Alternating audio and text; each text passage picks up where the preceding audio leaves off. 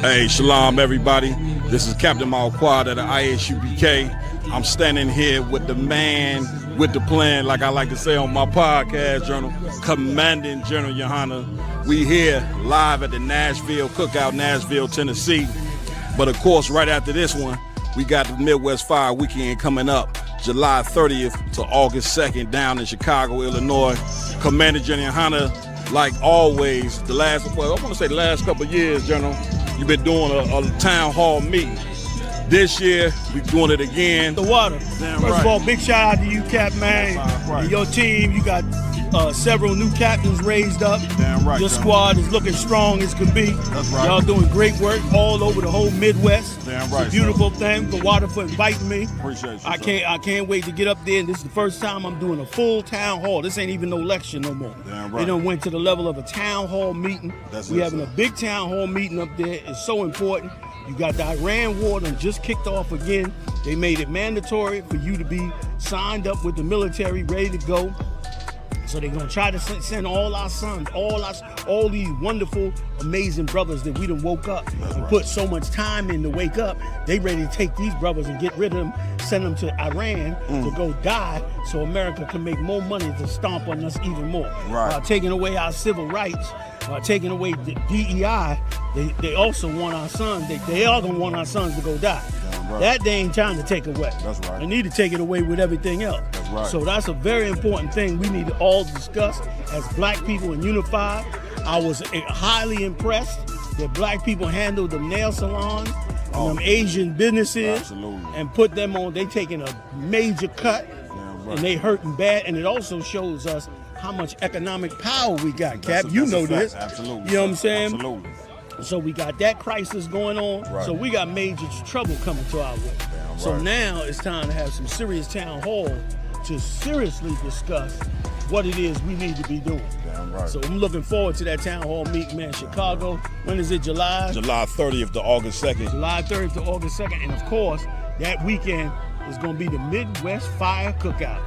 That joins every year. How many years running now, huh? I want to say 10. 10 years, a decade running. That's right. The Midwest Fire Weekend, Cap. You've been rocking that thing out. Man, I it's been appreciate a it. pleasure every year. I come all the way from the East Coast. That's right. Just to get out there and get it on. You know what I'm saying? Well, you know, John, it's been a pleasure having you. Most You uncredited. being the head of the nation and showing kind. brothers and sisters what it is to truly serve Christ. Town hall meeting is very important. Most it's very uncredited. important. Like always, man, General Yohana is doing this for our people, man. It's gonna be free of charge. You in Chicago, show up. That's it. If you're not in Chicago, make the plans, come down and come see what a real leader sound like, man. Yeah, man. It's gonna be off the chain. I already Yeah, know man. it. Because we losing a lot of the old guard. That's it. But we ain't going to let it go. That's you know right. what I mean? I'm coming all the way from New York to make sure I come in there and get with such a dynamic captain and all the men that work with him. So listen, you make the pilgrimage, town hall meeting. That's right. We're going to get it on, man. Where do we go from here, fam? Damn You know right. what I mean? We already showed our power with the Asians. That's it. Now let's think what else we need to step on. That's it. A whole lot we need to step on to Damn help right. us. Damn you know what I right. mean? That's it. So that's it. Damn right. Man, listen, you heard it at first. The actual day of the town hall meeting will be July 31st. It's going down. Heavy information will be dropped. Again, the water to you, General. Most You uncredited. know what I'm saying? Come to the Midwest Fire Weekend. We got 4 days of amazing things going on, but the town hall meeting itself is the main event. Do not miss this. And with that, shalom.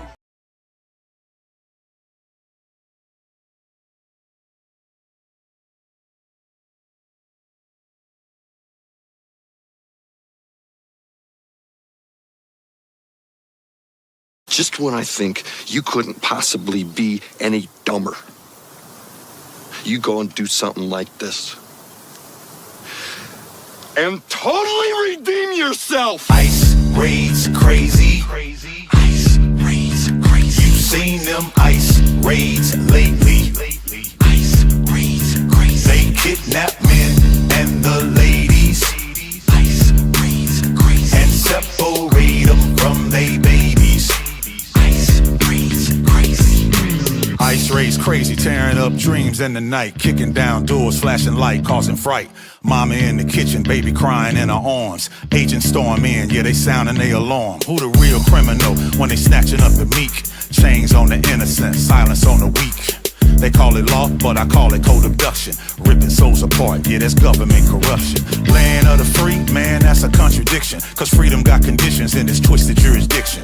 White man came, took the land, drew borderlines. Now they calling Mexicans illegal, that's another crime. ICE raids crazy, kidnapping in broad daylight. Separating families, that's wrong, it ain't right. Tears on the pavement, kids with no translation. America preach love, but they practice damnation. False news paint black and brown faces as a threat. But we the hardest workers, bleed sweat, living in debt. Building skyscrapers, mowing lawns and serving plates. The same ones they hate keep America great. It's hypocrisy with badges, patriot disguise. Call it national security, but it's genocide. Stolen land, stolen lives, stolen pride. The truth don't hide, it bleeds from the inside. ICE raids crazy. ICE raids crazy. You've seen them ICE raids lately. ICE raids crazy. They kidnap men and the ladies.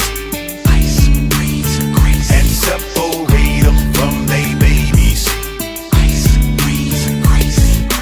ICE raids crazy. Propaganda so sick. Fox News talking lies, playing politics. They say protect the border, but they guarding the ghost. From Tijuana to Texas, it's stolen land coast to coast. You can't deport the people from their native land when your racist flag flew in with a bloody hand. Cages and babies, what kind of nation is that?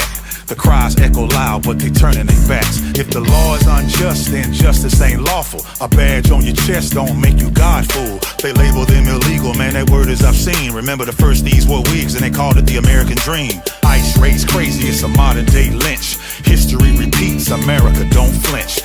Ripping roots from the ground, they call it immigration. It's really reincarnation of colonization. They say we all human, same blood, same beat, but they judge by the border and the color of your feet. No heart, no mercy, no ounce of grace. Just politics and fear in a racist face. From Rio Grande to the California coast, they hunting my people, good people, ghost of the ghost. Black and brown unity, we all grew up. If you don't like it, take your dog ass back to Europe. ICE raids crazy. ICE raids crazy. You've seen them ICE raids lately. ICE raids crazy. They kidnap men and the ladies. Separate them from they babies. ICE raids crazy. ICE raids crazy. ICE raids crazy. You've seen them ICE raids lately. ICE raids crazy. They kidnap men and the ladies. ICE raids crazy. And separate them from they babies.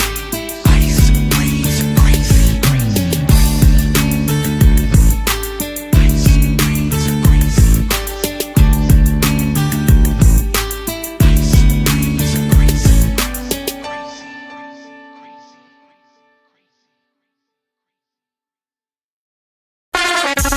ISUPK, Trinidad and Tobago, under Commanding General Yohana. We will be live on the streets, 91.9 FM. Every Thursday from 7 p.m. Hosted by Captain Sawapya Allah and Officer Maskwayak. ISUPK under Commanding General Yohana. Live every Thursday night from 7 p.m. on the streets, 91.9 FM.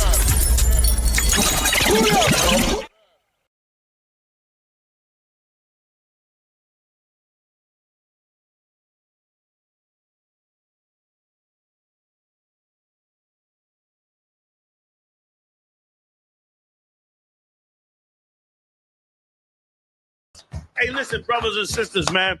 If you like what you hear, hit the subscribe button, man. Subscribe to this channel. And also, please, go to isupk.com and pay your tithe. Drop me some cash so we can move around this planet like we need to, man, and do the things we need to do. They're one West. They're one West. They're one West. They're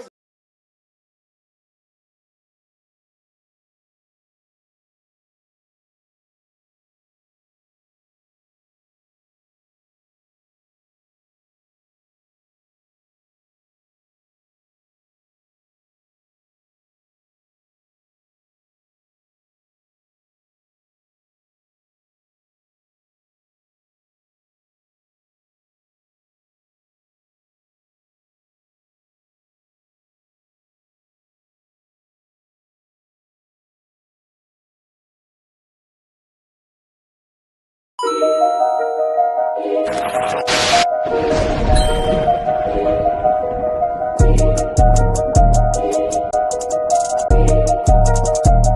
need food, housing, clothing. They need counseling.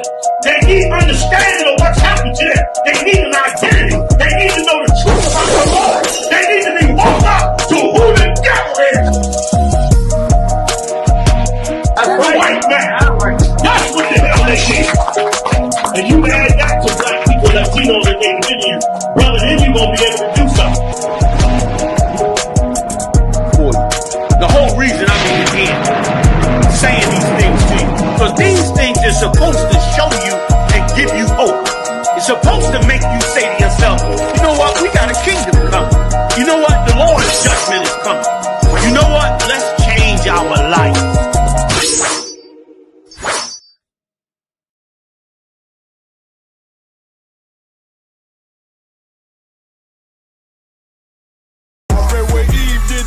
I just pray my love don't lie to me. Swing the iron like Samson, I can't let no holder lie to me. I don't feel these rappers, oh they lies is hypocrisy. Ain't no competition, ain't no rivalry. Niggas think I'm playing, I don't hear one word they saying, this shit light work. Think Muhammad one of us, he might lose his life first. Suckle up and stay alert, another cop just stress the nigga. He a demon, it's that exorcism, watch I bless the nigga. You took that open blood, then you know I'm gon' get active with you. From the opposition, I see vision, let me paint the picture. Rappers claim they spin, I ain't listening, is in fact the fear. If revenge was a woman, now I stroke that bitch like Jake. So time war, we gon' run the summer, it's gon' be historical.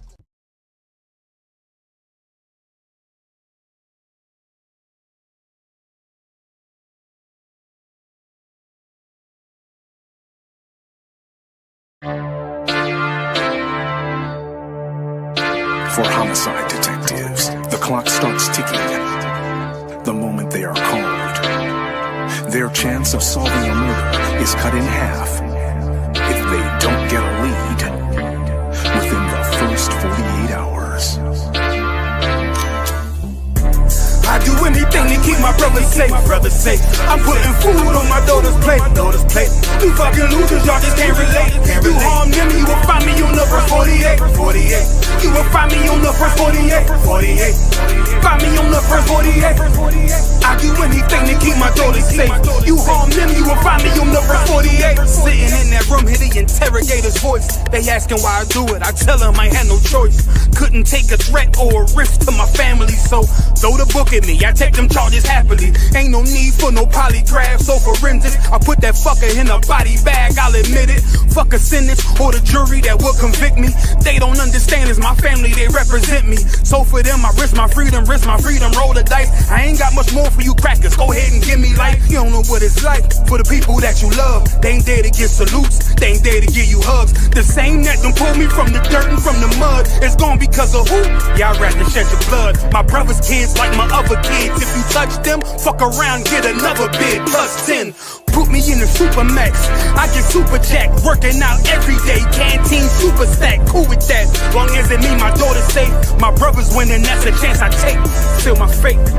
I do anything to keep my brother safe. I'm putting food on my daughter's plate. You fucking losers, y'all just can't relate.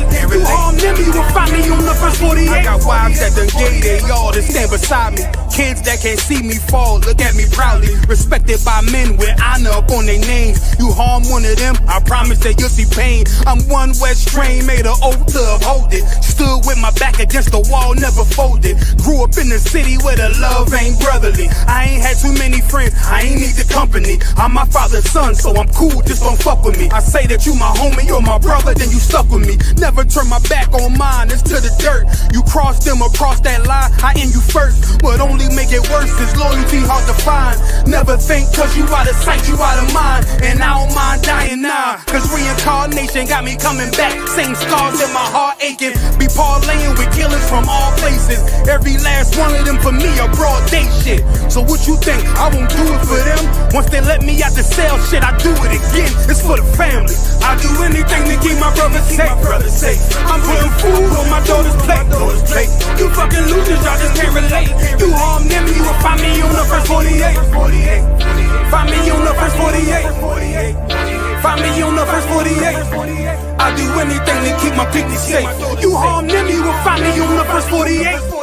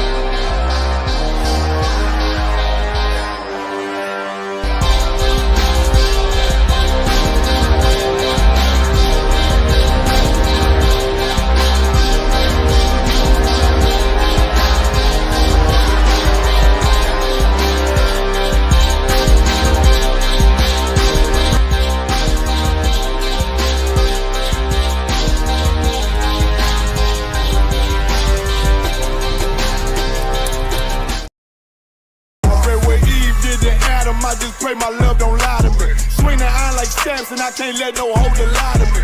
I don't feel these rappers, oh they lies is hypocrisy. Ain't no competition, ain't no rivalry.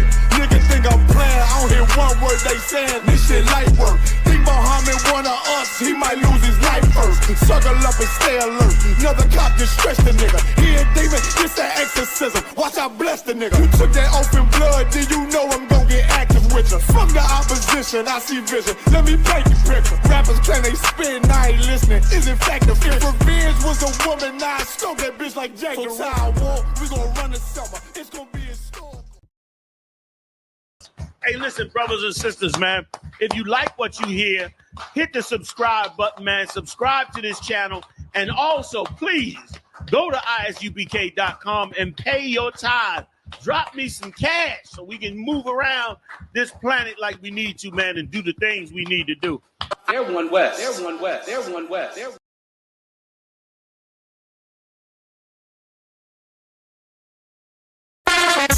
ISUPK, Trinidad and Tobago, under Commanding General Yohana. We will be live on the streets, 91.9 FM.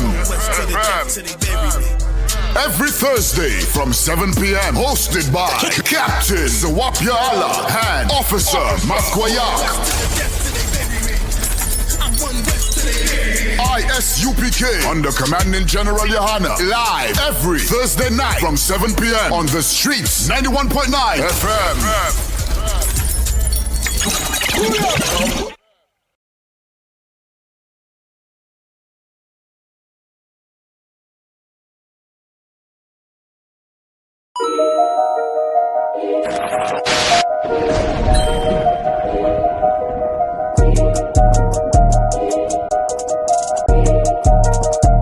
They need food, housing, clothing. They need counseling.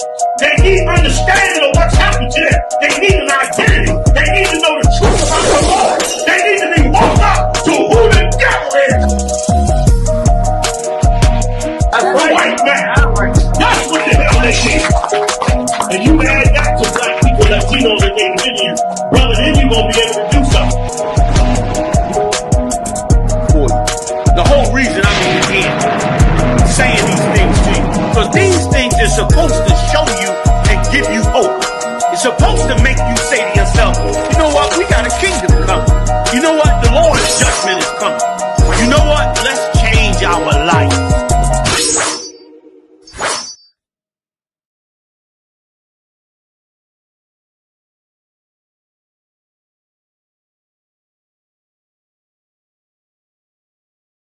And I'm screaming more fire, more fire.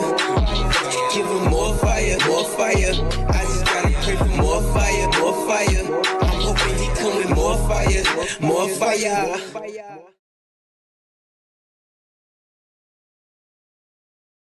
Hey, shalom, everybody. This is Captain Malquad at the ISUPK. I'm standing here with the man with the plan, like I like to say on my podcast journal, Commanding General Yohana. We here live at the Nashville Cookout, Nashville, Tennessee. But of course, right after this one, we got the Midwest Fire Weekend coming up, July 30th to August 2nd down in Chicago, Illinois. Commander General Yohana like always, I want to say the last couple of years, General, you've been doing a town hall meeting. This year, we're doing it again. The water. Damn First right. of all, big shout out to you, Cap, man. Right. And your team, you got several new captains raised up. Damn right. Your squad is looking strong as can be. That's right. Y'all doing great work all over the whole Midwest. Damn right. It's a beautiful thing. The water for inviting me. Appreciate you. I can't wait to get up there. And this is the first time I'm doing a full town hall. This ain't even no lecture no more. Damn right. They done went to the level of a town hall meeting. We having a big town hall meeting up there. It's so important. You got the Iran war that just kicked off again. They made it mandatory for you to be signed up with the military, ready to go. So they're gonna try to send all our sons, all these wonderful, amazing brothers that we done woke up and put so much time in to wake up. They ready to take these brothers and get rid of them, send them to Iran to go die, so America can make more money to stomp on us even more. Taking away our civil rights, taking away the DEI. They also want our sons. They are gonna want our sons to go die. That they ain't trying to take away. That's right. They need to take it away with everything else. That's right. So that's a very important thing we need to all discuss as black people and unify. I was highly impressed that black people handled the nail salons and them Asian businesses and put them on. They taking a major cut and they hurting bad. And it also shows us how much economic power we got, Cap. You know this. Absolutely. You know what I'm saying? Absolutely. So we got that crisis going on. So we got major trouble coming to our way. So now it's time to have some serious town hall to seriously discuss what it is we need to be doing. So I'm looking forward to that town hall meeting, man. Chicago. When is it? July 30th to August 2nd. July 30th to August 2nd. And of course, that weekend is going to be the Midwest Fire Cookout. That joins every year. How many years running now, huh? I want to say 10. 10 years, a decade running. That's right. The Midwest Fire Weekend, Cap. You've been rocking that thing out. Man, it's been a pleasure every year. I come all the way from the East Coast. That's right. Just to get out there and get it on. You know what I'm saying? Well, you know, Jonah, it's been a pleasure having you. Most incredible. You being the head of the nation and showing brothers and sisters what it is to truly serve Christ. Town hall meeting is very important. It's very important. Like always, man, Jenny and Honda is doing this for our people, man. It's going to be free of charge. You in Chicago, show up. That's it. If you're not in Chicago, make the plans, come down, and come see what a real leader sound like, man. Yeah, man. And it's going to be off the chain. Yeah, man, because we losing a lot of the old guard. That's it. But we ain't going to let it go. That's you know right. what I mean? I'm coming all the way from New York to make sure I come in here and get with such a dynamic captain and all the men that work with him. So listen, you make the pilgrimage, town hall meeting. That's right. We're going to get it on, man. Where do we go from here, fam? Damn You know what I right. mean? We already showed our power with the Asians. That's it. Now let's think what else we need to step on. That's it. A whole lot we need to step on to Damn help right. us. Damn You know what I right. mean? That's it. So that's it. Damn right. Man, listen, you heard it at first. The actual day of the town hall meeting will be July 31st. It's going down. Heavy information will be being dropped again. For water to you, General. You know what I'm saying? Come to the Midwest Fire Weekend. We got 4 days of amazing things going on, but the town hall meeting itself is the main event. Do not miss this. And with that, shalom.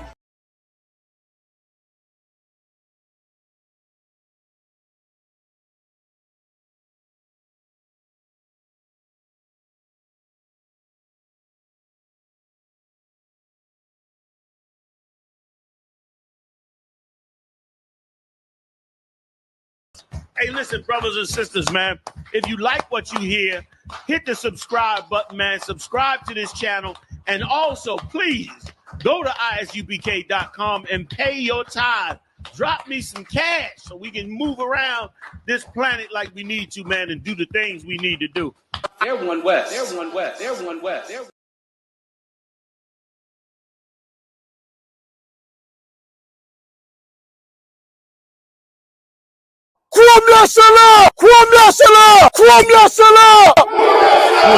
Serious and you're looking for a Christ man, the one who anointed with the Lord, with the Spirit of the Lord to do his will. I'm that nigga.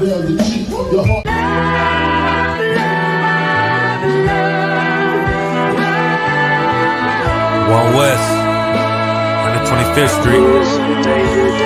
Look, y'all put your faith in presidents like they gon' change this country. Run the league and let y'all play cause y'all gon' make a money. Fuck Obama, he ain't come here on cargo. Amazing Yahana don't like no soldiers. Through the spirit of the Lord, we don't like no soldiers. You understand me? The saint, black, Hispanic, native, they hate your ass the same. Hate Christ in their image, hate you as a slave. God ain't all love, scriptures say he hate African soft niggas, they know we not the same. School to prison pipeline to get you off the streets. Put you in the cell, toilet connected to the saint. Molested as a kid, she prostituted as a teen. The byproduct of Martin Luther King dream. They just took the yoke off, my nigga, we ain't free. We living bleak in these wastelands of poverty. If you don't know the truth, then the lie sound promising. Prophecy, gift and the curse. Dylan started killing, they was sitting in church. Black folk forgave him, man, this shit is absurd. You should never love your enemy, that shit ain't gon' work. Yeah, fuck dying on your knees, you better die in glory. Man, I joined the UPK, taught me the art of warring. I took a nigga life like mine to be recognized. I feel that pain every day, it can't be reconciled. Pops banging, my sister a prostitute. My brother got life, and somehow I still found the truth. War ready, no cowards, no excuse. Fuck reparations, you can't bandage no open wounds. Blood on the leaves, body swing hung from a noose. I was on a run in Nashville and I found the truth. I called the school, classes being held by the shock on my life. I want to be a gangster like a cop. Do this for my brothers, real brotherhood. Everything we do, we got it out this book. My nigga, I can never be no African. UPK the only authorized acronym. I'm passionate about my brothers and sisters. We in hell, I ain't got nothing against them. That's another religion. If it ain't under Yahana, ain't he murdered by them and got a hug from Yahana. That's the way out for a coward in my observation. They don't fear the Lord, they indoctrinated. Wolves in sheep clothing, Joe Osteen. Real priest bringing back black royalty. One West on my headpiece, rank and order. Can't let them trick me off the streets, I gotta raise my daughter. I got brothers at the border ducking ICE agents. I got the name change, it was life changing. My family thought it was a game. Put on all black, they said I was going through a phase. It's more of us in jail than it was slaves. Aquí somos la Escuela Israelita del Conocimiento Práctico Universal. Hoy estamos aquí. Lord Commandant General Yahana ESUPK.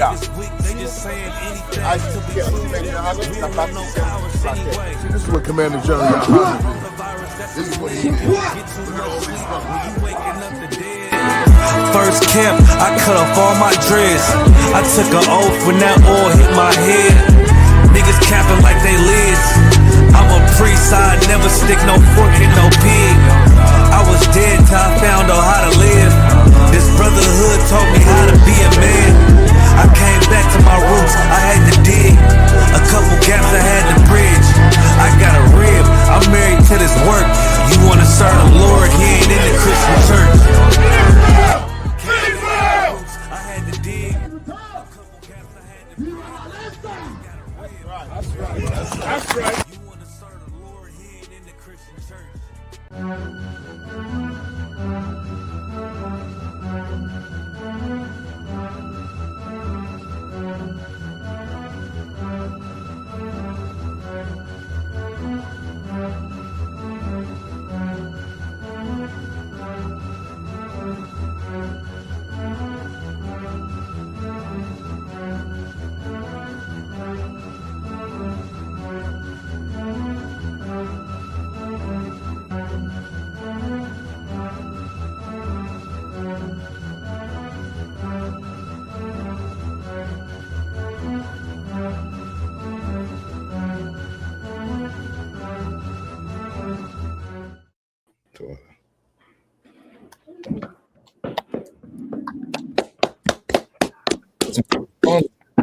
What's going on? Shimmy out sharp with a thumb. What's going on? What's going on? How y'all feeling? Excellent. Wow. Listen, I'm feeling like a Ukrainian drone in Iran who eats some matzah bread. Yeah. It's been a hell of a week, man. It's been a hell of a week. They're gonna keep surprising us with different things as this will come to an end. You don't know how we do it. ISUPK, Black Wednesday, Black Watch, holding it down. Command Journey, how the hardest working man in Israel. Give over there to Chicago. If he ain't there already, they're gonna have a whole ball up in the Midwest Fire Weekend, man. The Midwest Fire Weekend hosted by Captain Mao Quad. As always, excellent host. Always throw down for that Midwest Fire Weekend. Be good as hell out in that thing there. Kicking off tomorrow. You all know the whole thing. A scripture breakdown class as usual. Thursday night. You'll check that flyer for the time. There's a time difference, so make sure you check the flyer for the time. Of course, Friday is that town hall with Commander Journey Hanna. If you all know all the town halls he did before, he always houses them politicians and them Christian preachers and them imams who like to come up in there too. They go up in there and they get totally housed, 100% housed. You know what I mean? So it's going to be for sure insane. Saturday is the camp on the Magnificent Mile. If I'm not mistaken, I think that's on Saturday. And Saturday night, Chicago club scene is, Yeah. you'll definitely want to make that whole zone there. Mount Quad usually get the whole damn club, take out a whole floor for the UPK ring VIP business. You'll go down there. Sunday is the Fire Weekend cookout. Sunday, so it's going to be a whole weekend worth of activity and energy. You'll make sure and come on down, man. Come on down, man, woman, boy, girl, Israelite born, of course, friend or foe. You'll come on through, man. Come on through and get the whole Midwest Fire Weekend experience, man. And if I could add in there. Go ahead, please, Cap. Yes, sir. And on that Saturday, if anybody in Chicago, we doing a felony expungement and gun rights restoration. You understand? So we getting your felony off your record and getting your gun rights back. I mean, cool. Who else is doing it like the ISUPK? Yeah, that's right. Who else is doing it like the ISUPK with that type of banger? So that's Saturday. I believe it starts at noon at the school. Like brother said, you go to the website, get the flyers, check out the information. So that's definitely going to be happening Saturday morning. So tune in for that as well. And like the brother said, that Sunday we will be barbecuing. You know what I mean? We'll be barbecuing, free food. If you don't remember, free food and drink. Yep. Come on. I mean, come on now. You can't get no better than that. The way this world is now, you ain't gonna get nothing free food. That's unheard of nowadays. You could get a free casket. Mm-hmm. You could get a free swimming lesson. There you go. Yeah, I mean, a free swimming lesson. You could get a free casket. You could get anything free as long as it's not to your benefit. You know what I mean? This world for sure, as Captain Kapash saying, this world is showing us how they feel about us as a people, all the way, all the time. So definitely plug in, you know what I mean? We're gonna go into a few of them stories tonight. It's been, I mean, in all on all sides of the sphere, brother. The entertainment world is crazy.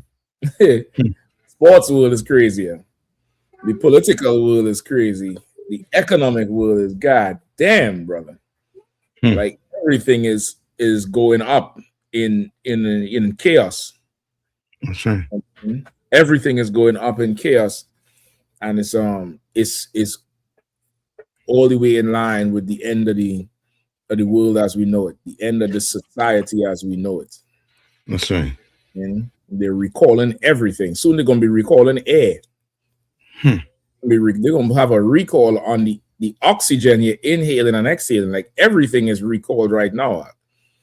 They're recalling this, that, the other. They're showing it. They show the people posting videos of them farmers market. Everybody slide into the farmers market now because of the cyclo diarrhea thing. What's it, cyclosporia or cyclosphere?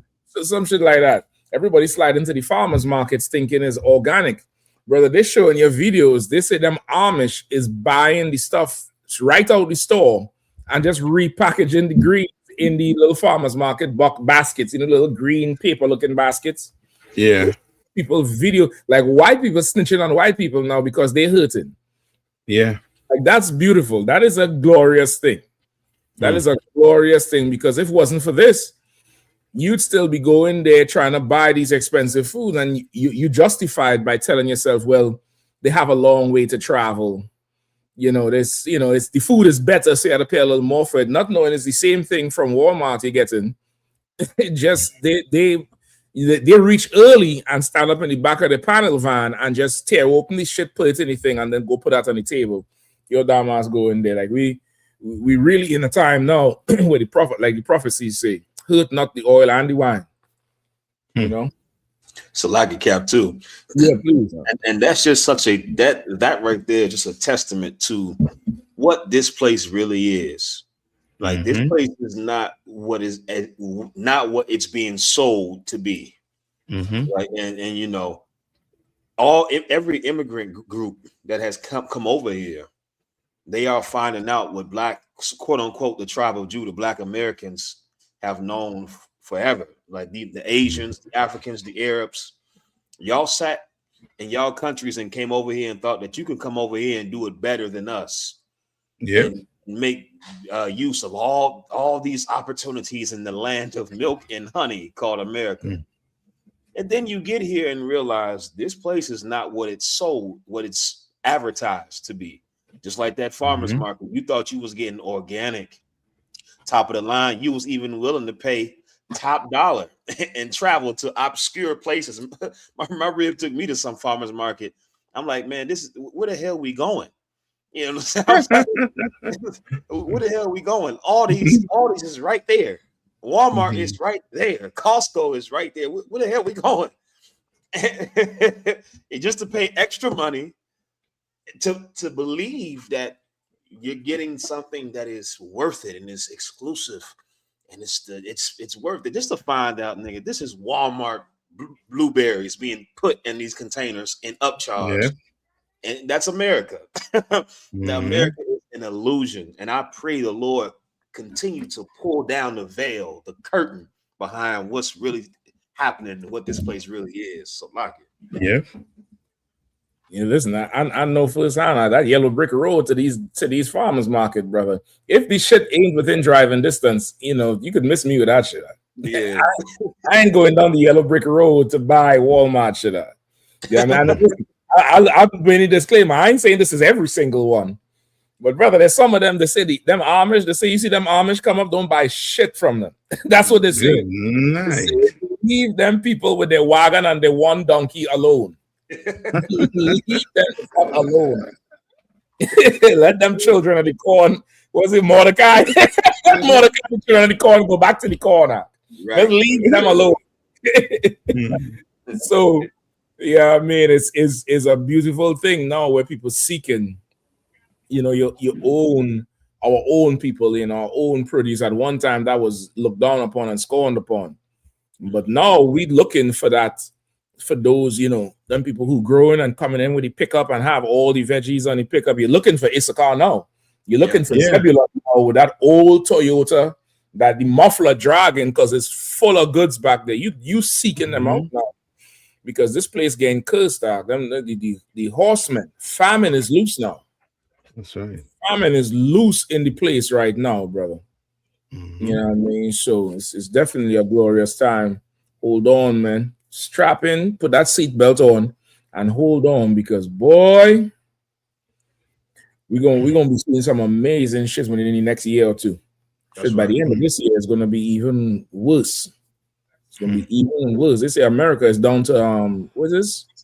30% or 40% of the missile cash. Oh, come on. The lie. I know the lying. I'm just going with the official reports. I'm just going with the official reports. But I know the lying. That's like saying the devil ran out of being a devil. Yeah. How the devil could run out of deviling? Right. You out of devils, and nah, we ain't too sure. We ain't, or maybe not. Maybe not. Nah. Yeah.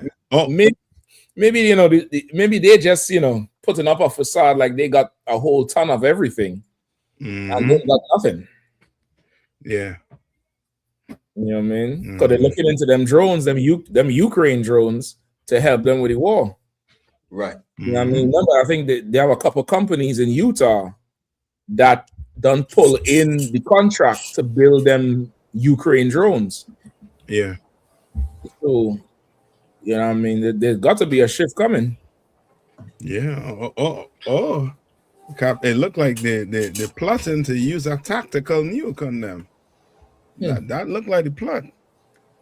You understand? To really set it off. Because he doing the same thing he did to the Native Indians in a way where he pitting them against each other. Right. So he using Saudi Arabia, Jordan, all them, you know what I mean, other countries around Iran. Right. You know what I mean? To fight against each other, to weaken each other. You know what I mean? And I hope black people see it, because that's what he doing across here also too. Right here in America, he doing it to black people. He's pitting black people against black people. And you can see it when you look at the rich and poor of us. You understand? Your mayor who's sitting in his seat, you know what I mean, hoping that he's going to put things in place to help you. Oh no, he's not putting nothing to help you. Right. He's against you. You understand? And they you know what I mean, and this been something they've been doing for, you know what I mean, years, if not hundreds of years. You understand? And black people, you know what I mean, we gotta start to wake up and realize, you know what I mean, there's a I forget the verse, I think it's Ecclesiasticus, where it says, every, you know what I mean, like your nations, you're gonna come back to your own nation. And this is the time the Lord is making it where you are black man, you're gonna search, you know what I mean, black people out who selling vegetables, Hispanics and First Nation. Like he's putting it there where you cannot trust is somebody who is not of your nation. Yeah. You know what I mean? He's making it clear. You understand? And it's going there. It's slowly, trickling slowly, but surely, because that Nolan Wells also too is showing you. I saw Benjamin Crump put up a video of you see the white man who was bareback and literally beating the you know what I mean, like beating off the police officer. And he was running until he tripped and fall down. That white man was fitting to plummet it, you know what I mean, to work him out. And then another white man came with one of them tasers and hit him.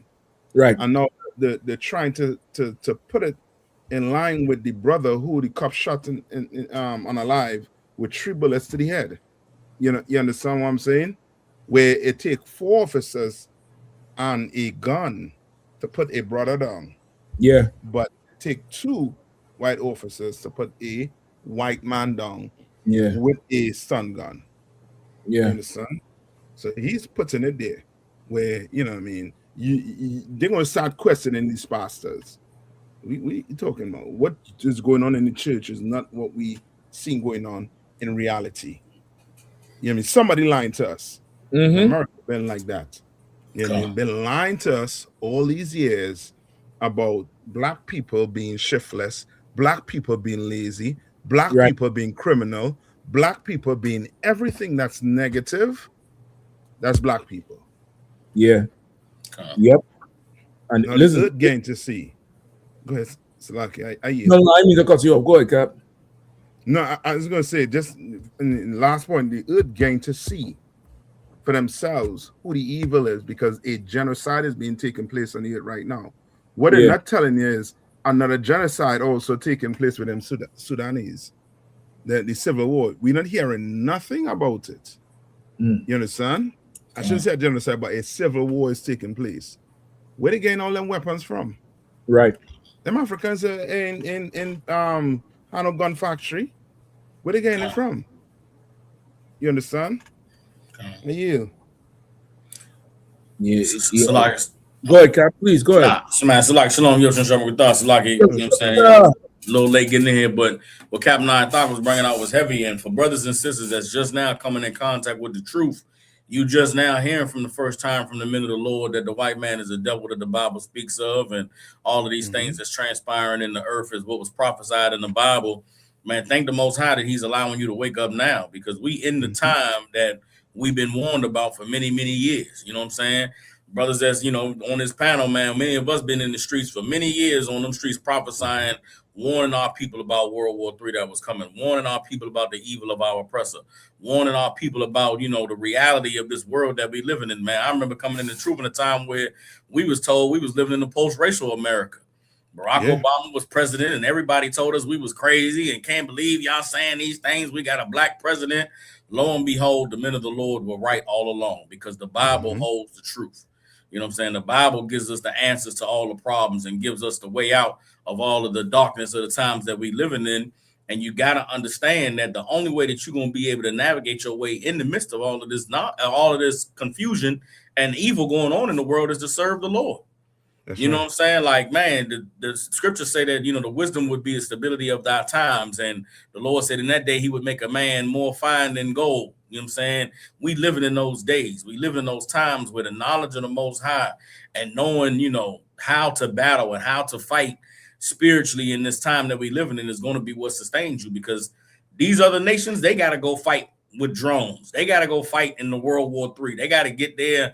You know, Joel, the 3rd chapter says, proclaim ye this among the Gentiles to prepare war. And we fully living in those times where the damn, you know, the farmer and the shepherd, they got to go ahead and turn their plowshares into swords and they pruning hooks and the, you know, arrows to go in battle. What the Lord needs for his people to do is to turn back to serving him. You know what I'm saying? This battle and this fight that's taking place in many, you know, many levels in this society and around the world, the Lord's people are the ones that's not involved. We aren't the aggressors. We aren't the ones that got to go pick up weapons and go fight, but we do have to turn back to the Most High and serve him. You know what I'm saying? And they're going to come at you. They're going to come at us with all types of propaganda, all type, like this Nolan Wells situation. Man, they want so bad for black people to riot. They want so bad for us to get in the streets and want to fight them and want to, you know, show our anger and our aggression. But just like it was in the days of Moses and the children of Israel, when they cried to the Lord and the Lord heard their cry, that's what we need to be doing, man. We need to be crying to the Most High to see the evil, to see the disgustingness, to see the cover-ups. You know what I'm saying? All of these black bodies being found swinging, hanging from trees all around America, and they're going to say we unaliving ourselves. They're going to say there's no foul play. They are the devil that the Bible speaks of. You know what I'm saying? Right. And in this time, we have to know that the way that we fight is by getting the Lord on our side. So that means we got to turn to him. We got to cry out to him. We got to seek his face, you know what I'm saying, and come back to his ways, come back to his culture, so that he can see that we are people that's deserving of the salvation and the deliverance that he promised us, man, because the end of this world is over. You know what I'm saying? For many of us growing up in this society, we was promised that we was, you know, the world we were going to inherit was going to be one where you could buy a house and, you know, picket fence and a wife and 2.5 kids and 3.5 cars and summer vacations on the lake. And that's never going to be that was never meant to be the world that we was going to inhabit in this kingdom. You know what I'm saying? Because this is not our kingdom. This is not the scriptures say that this is not our rest. Right. This is the time that we got to turn to the Lord and recognize that it's God's will that America falls. It's God's will that them Arabs go to war and you know, the Koreans go to war and the Russians and the Ukrainians go to war and America put boots on the ground in Iraq so that they can destroy themselves and destroy one another. It's God's will that the damn economy crashes. It's God's will that the super El Nino come and bring a drought to all of Central Africa and all of East Asia. And you know what I'm saying? Like the Lord is doing all these things because the Lord wants his people to wake up and recognize that there is no glory for us to be had in this world, that we should be preparing ourselves to receive the kingdom that's to come. So like it, sir, I yield. You know what I'm saying? I just wanted to get that out because a lot of brothers and sisters, you know, they just waking up to the truth and they like, man, what is these cats saying? They see how we dress and looking at us, putting on the culture of the Lord, and they don't understand that they looking at men of God. They don't understand that they looking at prophets and the men that you read about in this Bible. You come in our classes, you'll find out Jesus wasn't speaking soft, sweet words to the Pharisees and Sadducees when he was debating with them. That Jeremiah, when he came on the streets, didn't prophesy of peace and all wonderful good things. And there's not a single prophet in the Bible that said, go out and vote. You understand? These men said, serve the Lord, turn back, repent from your evil ways, come out of the sinful kingdom and turn back to the Lord and obey him. And that's what you're going to hear tuning into the priests and the prophets of the ISUPK. And it will behoove you, man, to get your Bible out and start reading and studying. And if you don't understand what you're reading, you come and ask questions and you'll get the answers. You ain't going to get that church game here. You know what I'm saying? We ain't gonna sing and dance and blow smoke up your behind. We're gonna tell you what you need to hear, give you the word of the Lord, give you the understanding, and it's up to you to choose to serve the Most High. So, like Captain Mashak said, man, you won't be hurt in these times because the Lord is definitely hurting the damn these other nations. He's hurting the balance of their wheat and their corn, and all of their stuff is being destroyed. But in this time, if we gather together and be the people the Lord called us to be, man, we're gonna be sustained. Yeah. You understand? Salaki, sir. Yeah, definitely, isn't it? They better listen to what you're saying, and they better look at the signs of the times too. You know what I mean? This Nolan Wells. I don't know if you're ready to start. We could jump in these stories. I definitely want to get this one out of the way, number one. Come on. Because oh boy, it's hard. It's really hard to digest this thing because really he should not have been there. He should not have been with those people. He should not have been raised to be so comfortable. Like you would think after George Floyd, after the Brussy brother down there in St. Louis, Michael Brown. Trayvon Martin. Sandra Bland. And the recent ones, Carmelo Anthony and Cyrus. You know what I mean? You would think after that something would tell you, you know what? I ain't even messing with that shit. I ain't doing this. I ain't going down there. I ain't, you know, I'm trying to think of some I'm still now trying to think of some situation that happened where it was obvious with us that we wasn't doing this thing. We wasn't taking part in it. I try to think of something, but this damn internet is damn near like it wipes your memory with all these shorts. All this random 30 seconds, boom, new video. 30 seconds, boom, new video. It's damn near like you can't really retain too much no more because it's training your attention span to be short. But we went through so many things as Black people where we was like, you know what? We ain't doing that. We ain't going here no more. We ain't, we boycotting this because, somebody, this thing giving you whatever. And it's so shocking to me that still now in 2026 that our people could be so comfortable hanging around these people in that capacity. Sometimes you have to be around them. Sometimes you're working, you're slaving around them, or you might be in ESOL school around them. And there's a certain capacity you could be around. But when you volunteer to be around, like you're not getting paid to be around there. Okay. There's no real benefit. There's no upward mobility. There's no benefit to your bank. And you volunteer to be there, and then something go wrong. Why are you there?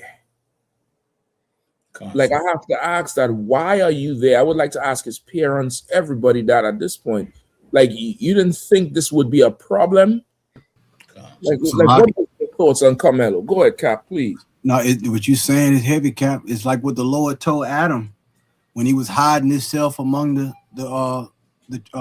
when he covered himself with the fig leaves, the leaves, and because of his shame. Right. The Lord asked him, "Where art thou?" It didn't mean that he didn't know where he was, but it's something like it's your conscience. Like, what are you doing? Mm-hmm. Why are you out here? Mm-hmm. And there was a video what's the rapper named Plies, where he had recorded, like when they showed that they panned the camera out there on Horn Island, you can see all these flags that were synonymous damn near with white supremacy. Mm-hmm. They had the pirate flag, the 1770. I think they might have had they had like, those flags, some of the same flags you saw at January 6th was out there on both. Don't tread on me. Yeah, don't tread. Like all these things is like, we got to pay, like you said, Cap, you hit it spot on. And I think that's a conversation that, I thought they would probably be ready to have it after the brother was buried, but it's still, they're not really ready to have that conversation, but we should have that conversation. Yeah. Because it's something, we got to have that conversation eventually. It's like, I yield, sir. Yep. Mm-hmm. Cap, you saw, I think there's a video you're talking about here. Come on. And go ahead, Cap. No, I'm just gonna say, and one of the main reasons, is is our black leadership. You know what I mean? The leadership of black people, they are, you know what I mean, the Bible calls them, you know what I mean, the city gates, they have a language, they're weak. You understand? When you have leaders who are, you know what I mean, looking for money, looking to get rich, you understand? The people gonna suffer. Yeah. Because every move they're gonna make is for money, not for you. You understand? That's why the Bible tells you cannot serve two masters. Yeah. You understand? You have to serve one. And black people are going to have to recognize when their leaders are serving two masters or trying to serve two masters. You understand? And the other thing to it is the oppressor. The oppressor, he is putting the press on us to the point where we're not in charge of our education. Black people are not in charge of their education. The small hats for sure teaches their kids and their generation coming up. If you hear someone say anything negative towards the community, we are going to cry out so that it gets stopped immediately. You understand? They teach their kids that, and they're allowed to teach their kids that. They teach the kids about the Holocaust, but they want us to forget about slavery. You see, you see the problem we having. That's right. The problem we having is you have leadership, and then the oppressor trying to tell you what you should remember and what you should not remember. They give you a statue of MLK because they want you to remember MLK. Why? Because he is what the oppressor wants you to mold yourself into being. You understand? Which is by right a traitor. You understand? A sellout and an Uncle Tom. That makes white America comfortable. But once you start being conscious, your community start being conscious of your history, or you a problem. Yeah. You a problem. And we are the only people that the oppressor has not left alone for a year. He hasn't left us alone for 1 year, 1 day, 1 minute. You understand? You can't put, you can't afford, you're correct. He called me the internet for anything you saying about him, and then telling you now you can't say that. That's right. You can't put it out there. You understand? To the point where you have to flood. And Lord will it make it through, and it making it true. That's right. You understand? Because you can't stop God's words. So you understand? I yield. Come on. If I could, Cap, and you know what's so heavy about what you just said about the history, because Mississippi is like a mix between a Twilight Zone and a Confederate time capsule. It's like was like living there. It's like, okay, you can't talk about and this is when how you know it's Satan. His first tactic is to keep you from finding out the facts, the truth. Yeah.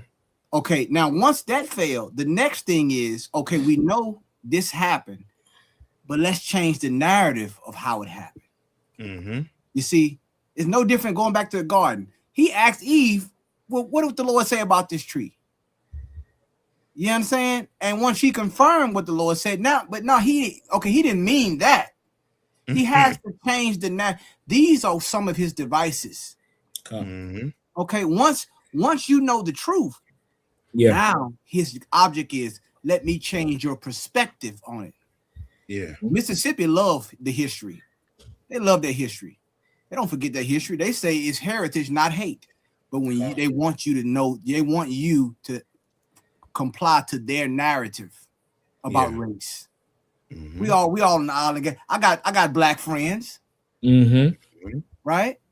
Look at what happened when they first broke. They put everybody the tokens up front. Mississippi, I'm gonna tell you something. These past few weeks, I done seen Mississippi spend more tokens than Chuck E. Cheese. God damn.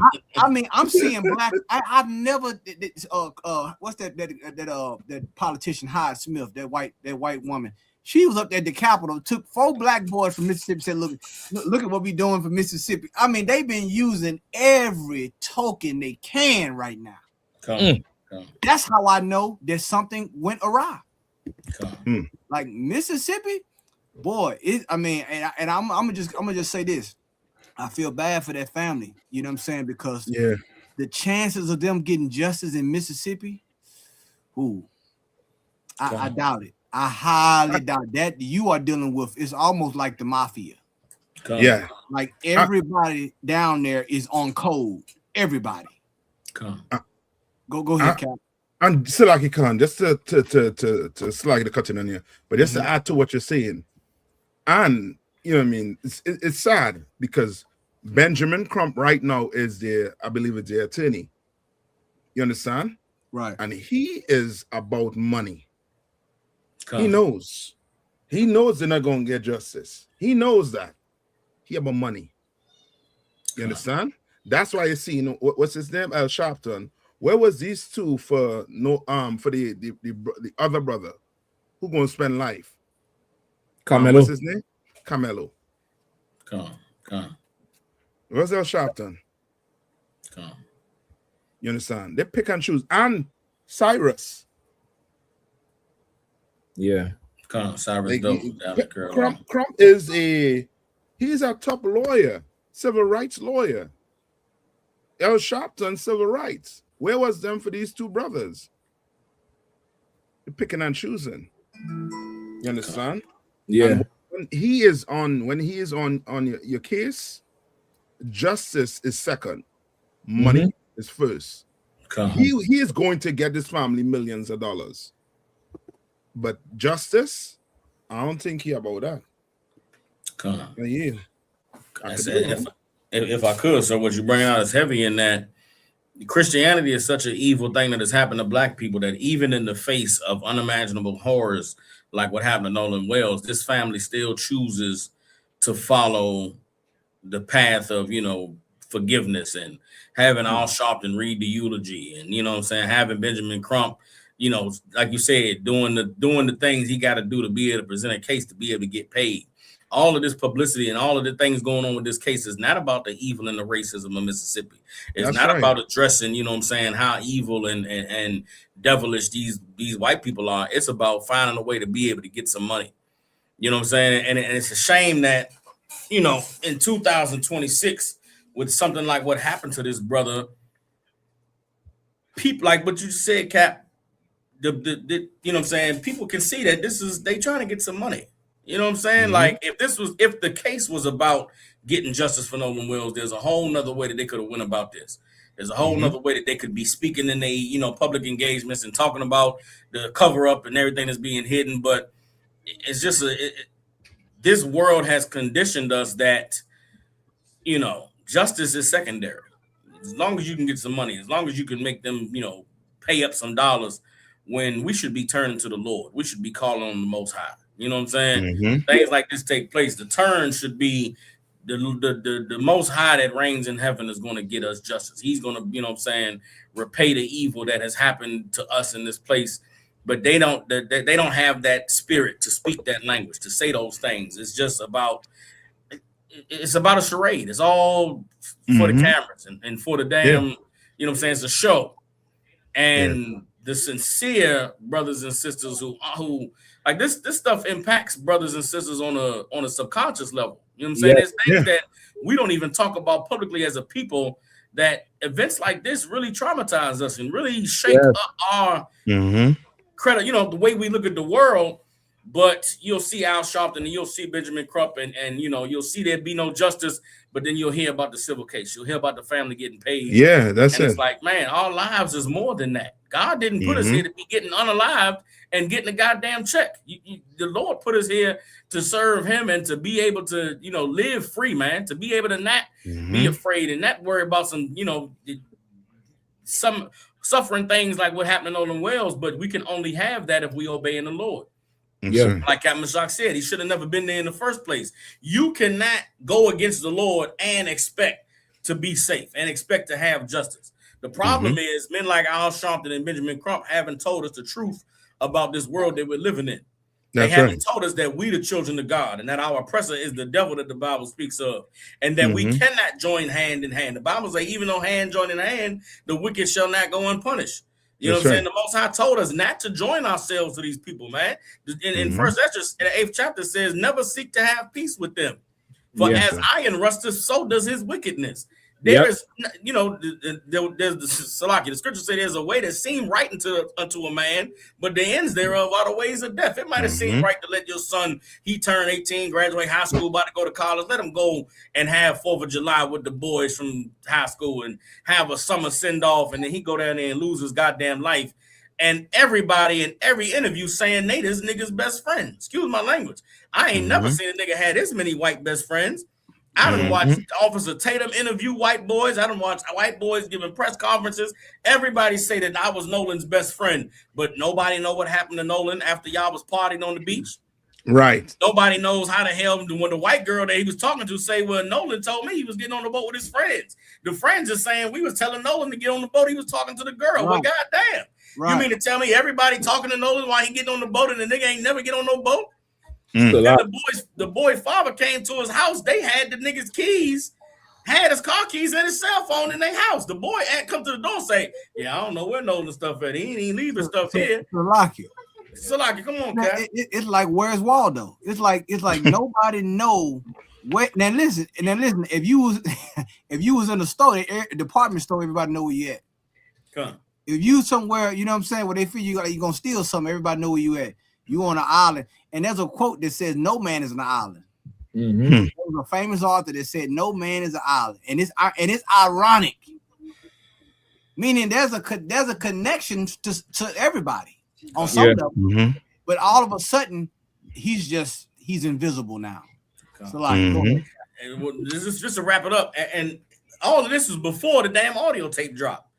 The audio tape dropped, and as they saying all of this, everybody, we all can say, man, these devils lying. They know what happened to him. It ain't no everybody partying on the goddamn beach, and the boy get left alone by himself without a cell phone. That don't make no sense. That's crazy. And that ain't, again, all these interviews, everybody is best friend. He was a good guy. Nobody knows what happened.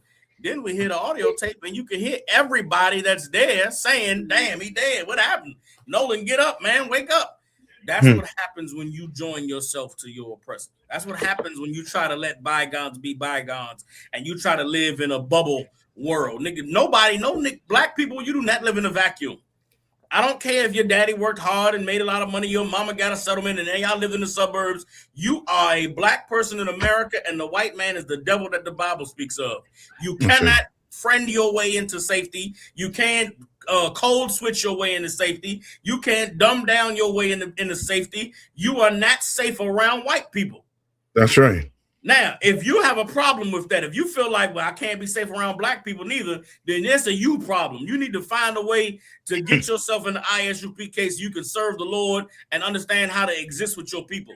Understand how to live with your people, because we live with our people. And guess what? We safe.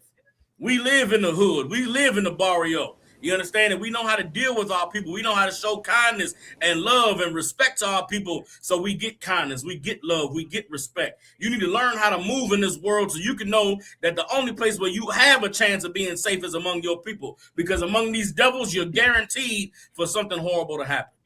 And if you didn't learn from Sandra Bland and from Mike Brown and from Trayvon Martin and from Eric Gardner and from Fernando Castile and from Freddie Gray and from goddamn all the millions of names, learn from Nolan Wells. If you didn't learn from Cyrus Belton, if you didn't learn from Carmelo Anthony, let Nolan Wells be the last black man whose life we got to talk about being taken by some devils, and black people don't know why the hell this happened. What's going on in America?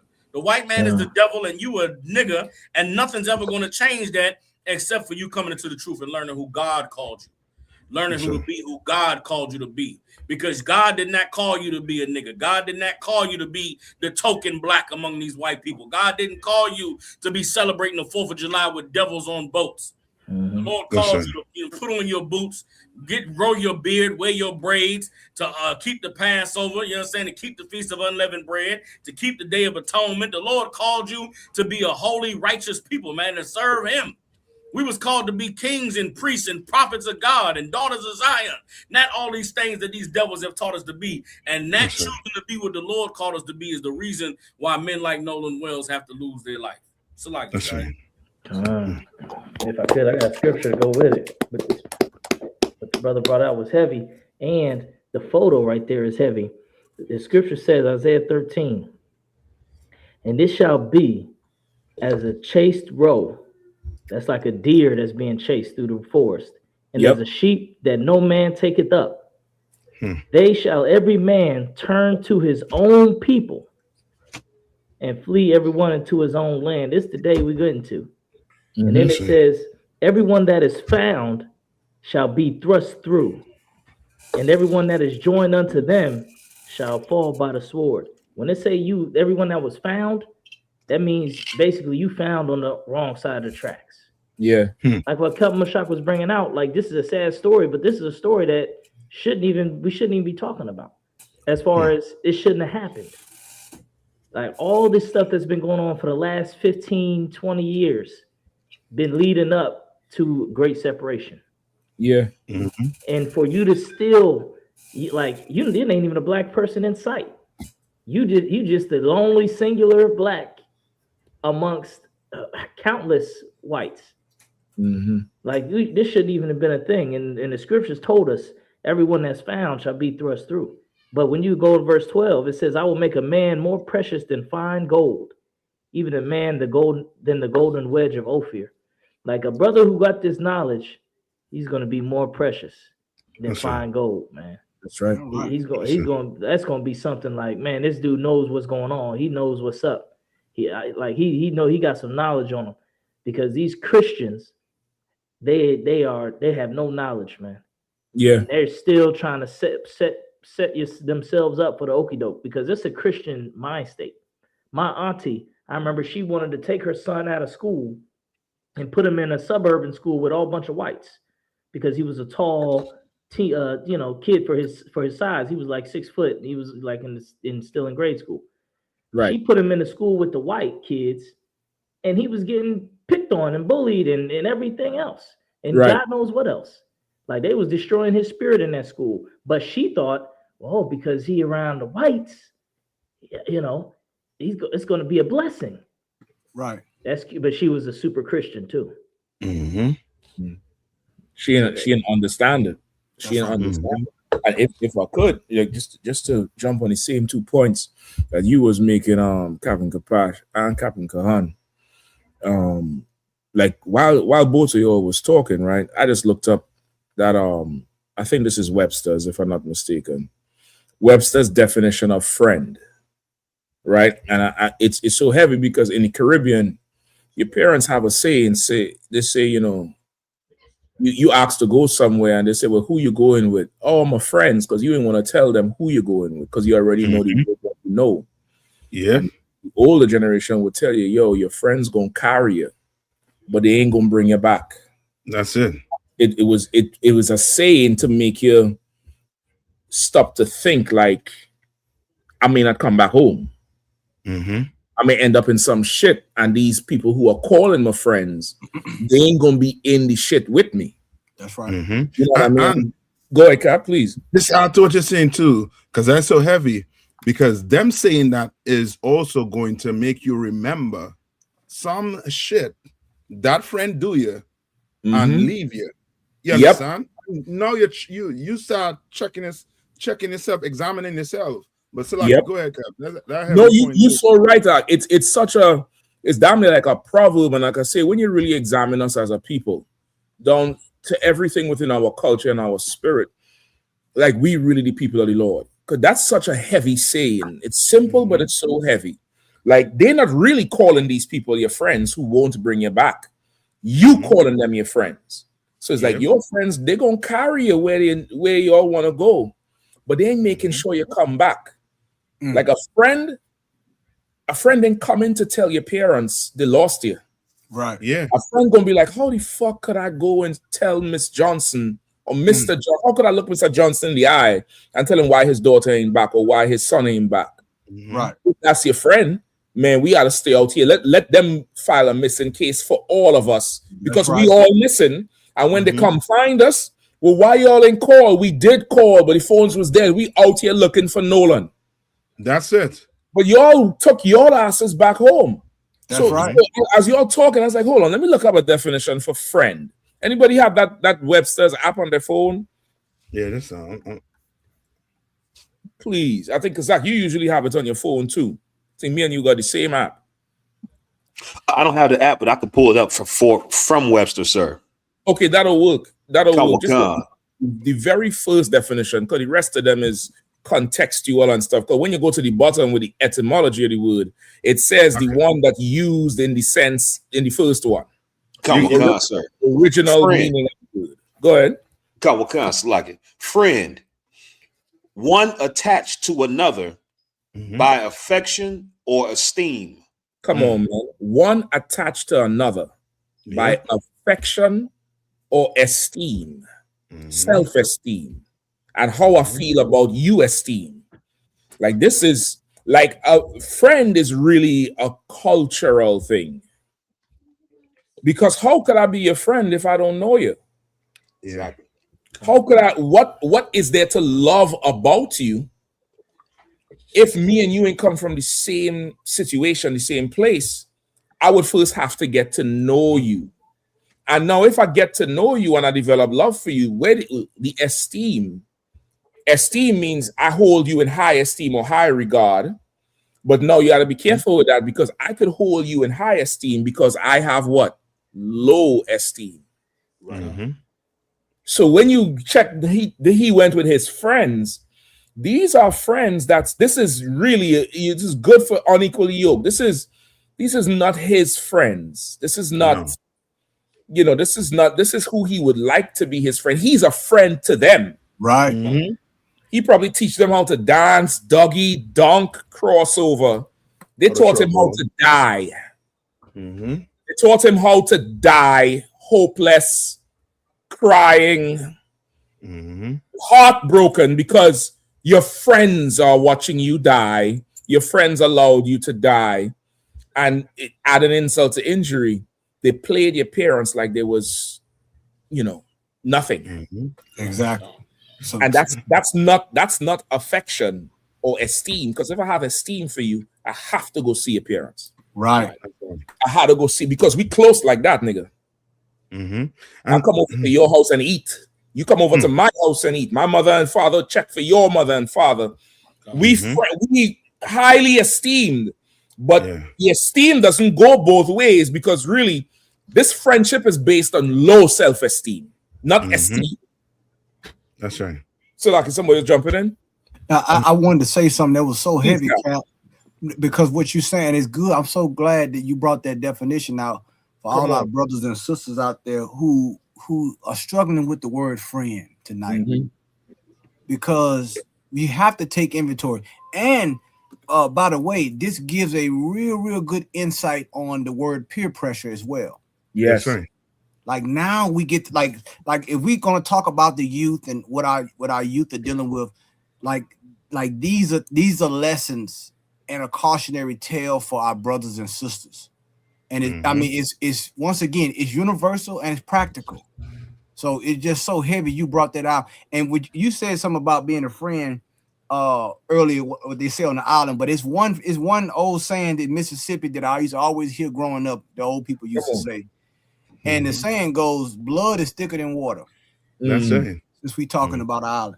And every time, I spoke to officers about, shout out to officers about out there in Mississippi. I spoke to him today.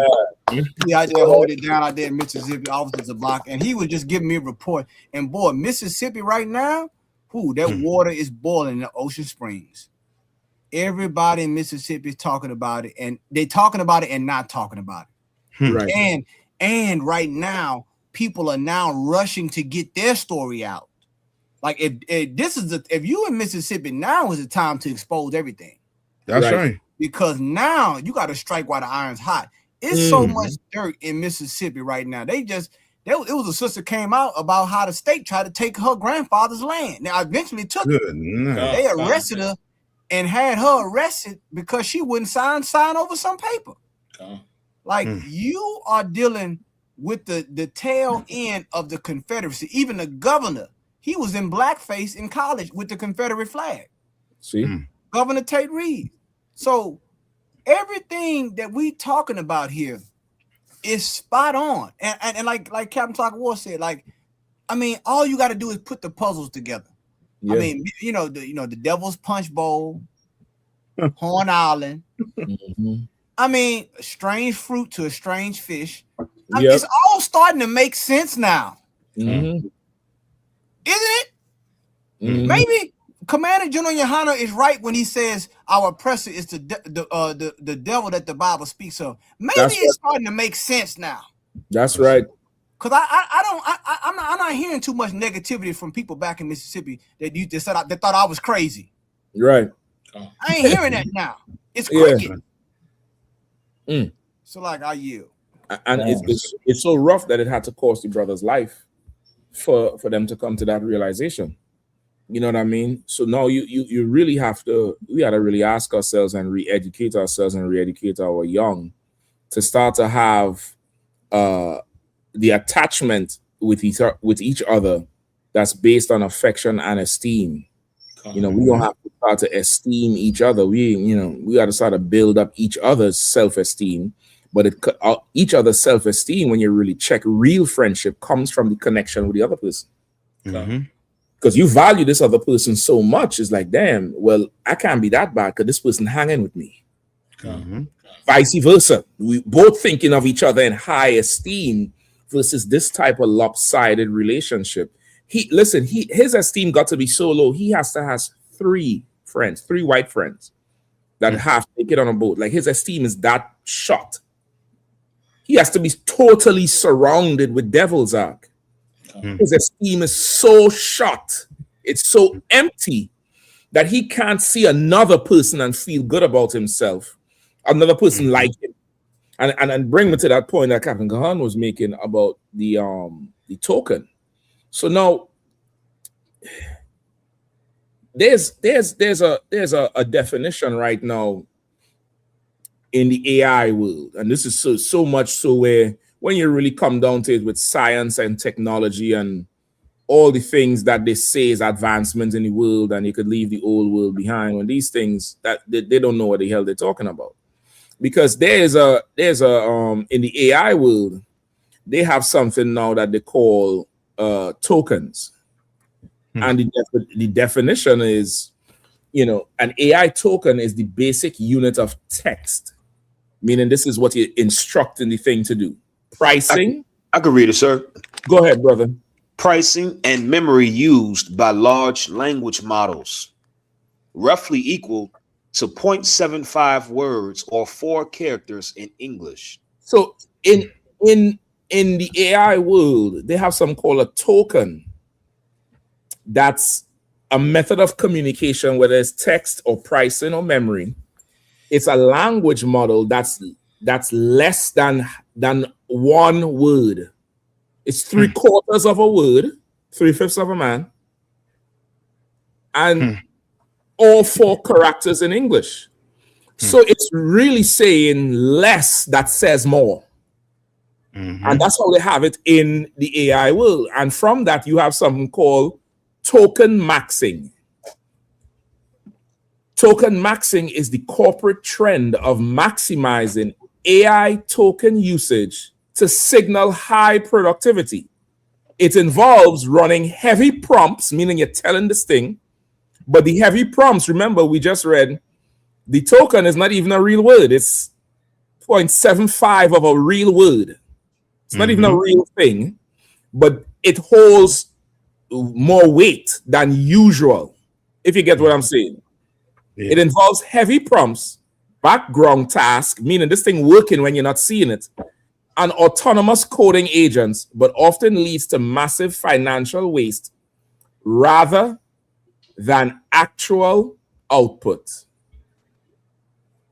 And here we have the token Negro. Maximum financial waste without any real output, without any real thing. Right. 0.75 of a word, meaning they're up there, they ain't really saying nothing, but the image of them up there is doing the work. That's it. The image, the visual, the optics of them is really doing the work. It involves heavy prompts and background work, meaning they're just there. Him and Al get together and they talk to each other in a back room. Like when you check it, the game is the same, you know, Hakim. Yeah. It's played in cyberspace. It's played in the what's called that thing, the Bitcoin world. But the game is the same. The token is always there, and we can't afford to be, tokens anymore because they're throwing the tokens in a fountain, like how you throw coins in a fountain. Like the tokens are in water right now. Like we can't afford to really be a full part of the society anymore, man. Mm-hmm. We can't afford to be it. And you Christians, I'm really holding you all to the wall with this one. I'm gonna be extra aggressive with you all. You're gonna think you're gonna say, well, surely he gonna get off that podium and put hands on me because come on, Cap. Nolan Wells' life doesn't mean nothing to you because you didn't teach him that Michael Brown life meant anything, that Eric Garner life meant anything, that Sandra Bland life meant anything. And how could you? You don't even think Christ's life meant anything. Mm-hmm. Christ went and died and got murdered. He ain't just went and died. He ain't just, threw himself off a mountain. He went and got lynched and murdered. And till this day, you love the people that lynched him. That's right. You join hand in hand with them. MLK, Captain Hassan always said this. I remember this. He said Christians is evil because you loved Martin Luther King. You marched with him. You marched up 295 to DC with him. White people killed him and you joined white people.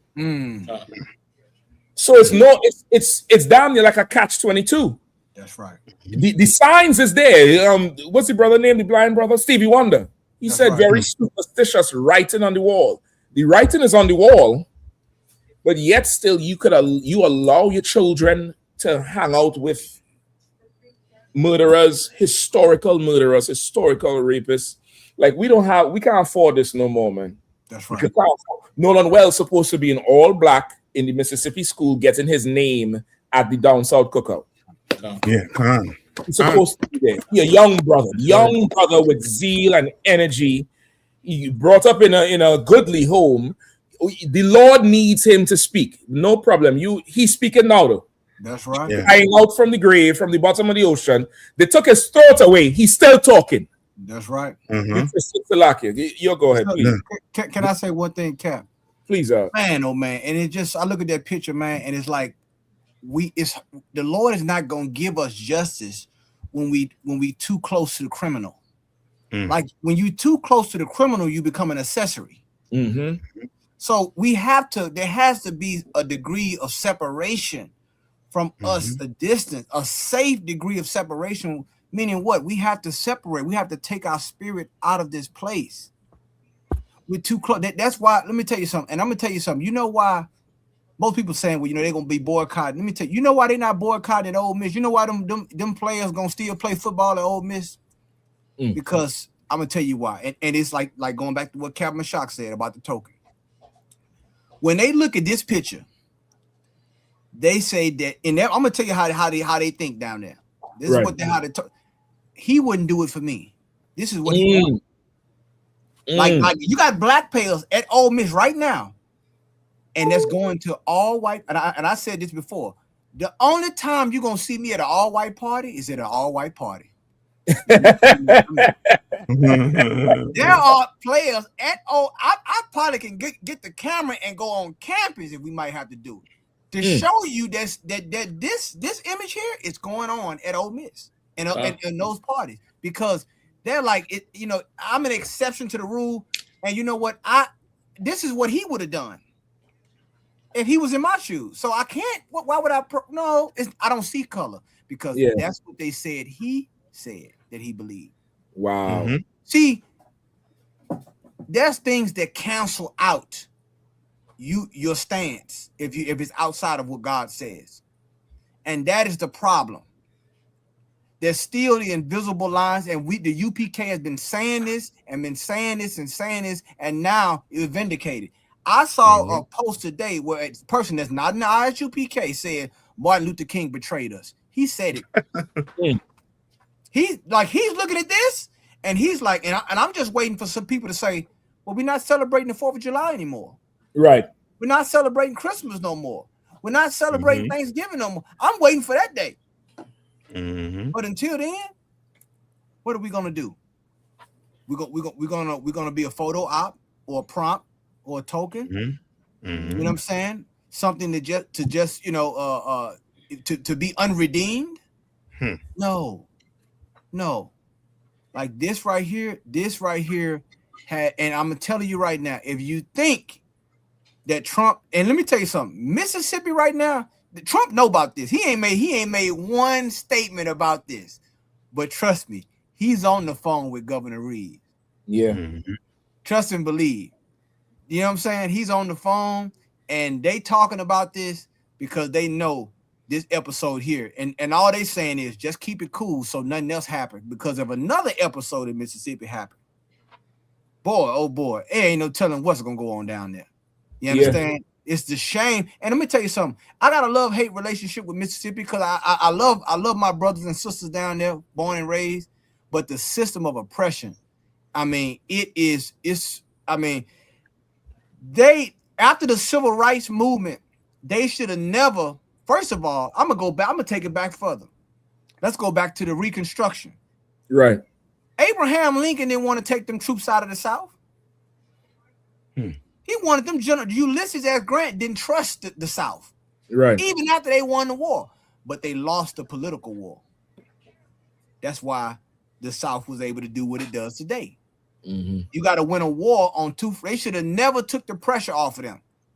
When they was boycotting during the bus boycott, they should have never took the pressure off. Some enemies you have to crush completely. Yeah.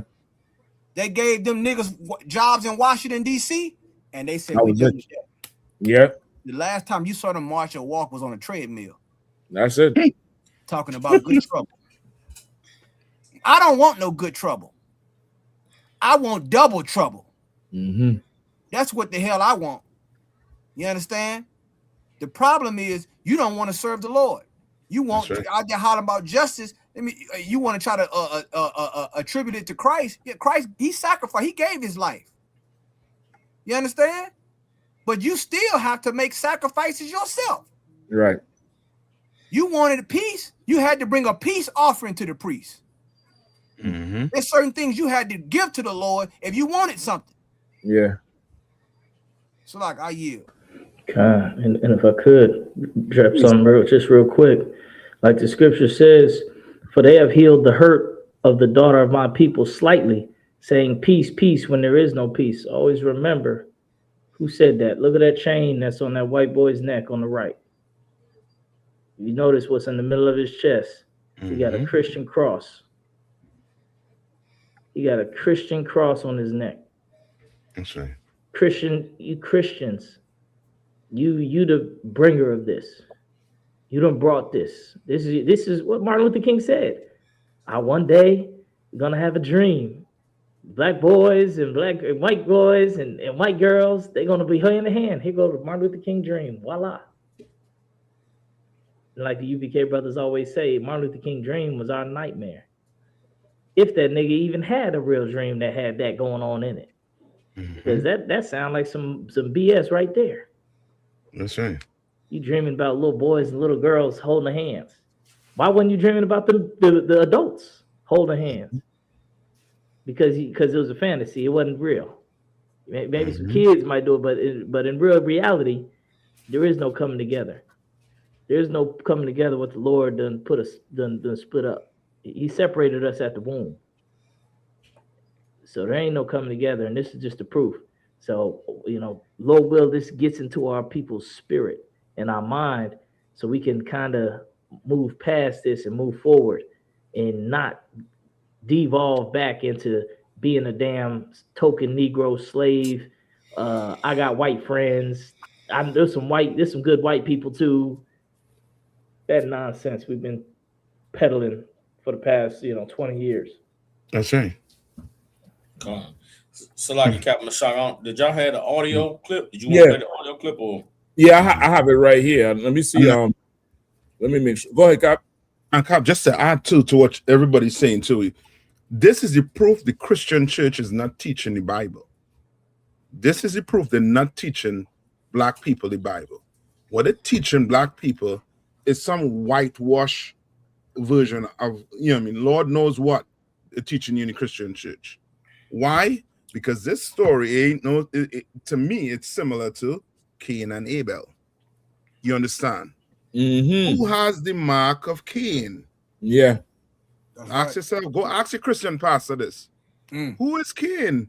Who has the mark of Cain? And this young brother is hanging around young boys that have the mark of Cain. Mm-hmm. Bible say he was the murderer from the beginning. That's right. They're the only people on the planet Earth that don't have any pigmentation. Why? Because they're letting you know what? They have the mark of Cain. Netanyahu, he has the mark of Cain. Yep. That's why a genocide is being taken place right now. With the Palestinians. Trump has the mark of Cain. What they have done, they have used the media, they have used your lies, and have made black people look like we have that mark. Like we the murderers. This brother wouldn't hang around brothers in the ghetto with a hat twist to the back. You understand? Pants off the waist. He wouldn't do that. Why? Because to him, they look like murderers. And that's because of what white America done to us. They done portrayed us like murderers on the planet, but these are the murderers on the planet Earth. This is what they look like. And you are hanging around them and you're thinking you're safe. You're not safe. And the Christian church is not teaching you the Bible. Because if they were teaching you the Bible, you would know that you're not supposed to be around them. So, Lockett, if I could, Cap, and it's so heavy you said that because guess what Al Sharpton pulled at the funeral? He pulled the verse in Genesis. He pulled the verse. And you know what else? I'm going to tell you, this is how I know you're watching ISUPK. I said that 2 weeks prior to this, to the funeral. On the show. I think Dawah he's gonna I guess chop it up. Mm-hmm. But he brought up, because remember, one of the cats said he was like a brother to me. And then Al Sharpton pulled that same scripture we poured on this show where the Lord asked Cain, where is your brother?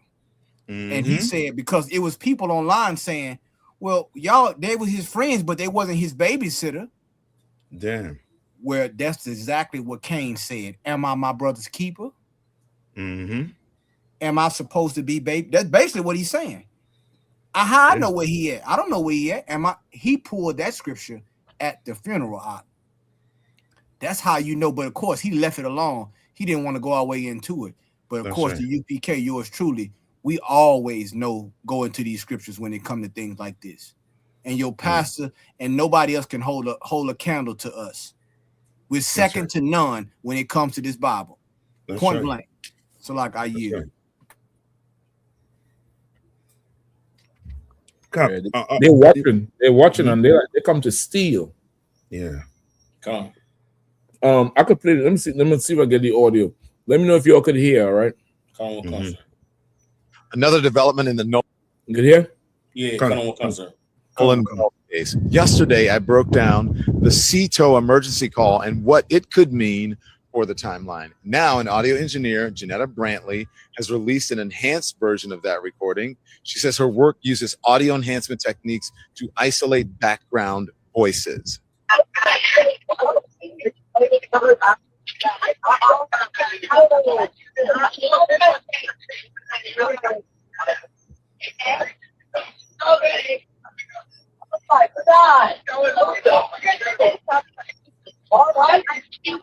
Hey, we're at the west tip of Horn, and our bilge pump stopped working. We're sinking. Can y'all please come? We have a membership.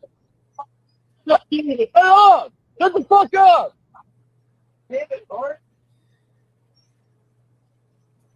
Brantley says that she hears phrases including, "Can you cover it up? You killed him. He's already dead." And Nolan, wake up. Good To be night. clear, those are her interpretations of the enhanced audio. They have not been confirmed by investigators, and it is not possible to verify those phrases from her analysis alone. The recording is one more piece of a case that still has significant unanswered questions. We're going to continue to follow the.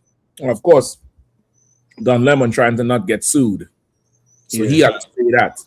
But this is the timestamp of certain things that the sister did with her enhanced audio thing. Can we cover it up?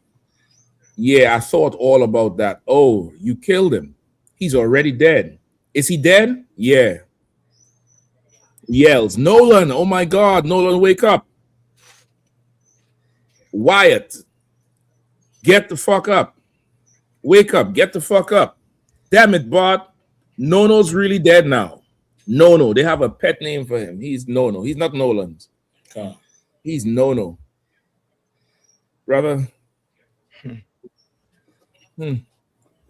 This is a hard one to swallow out. But if after this, if you're still with them people, brother, wherever you get, we ain't turning the city over for you. There was a time they would sneak to get you. They would wait when you're walking home.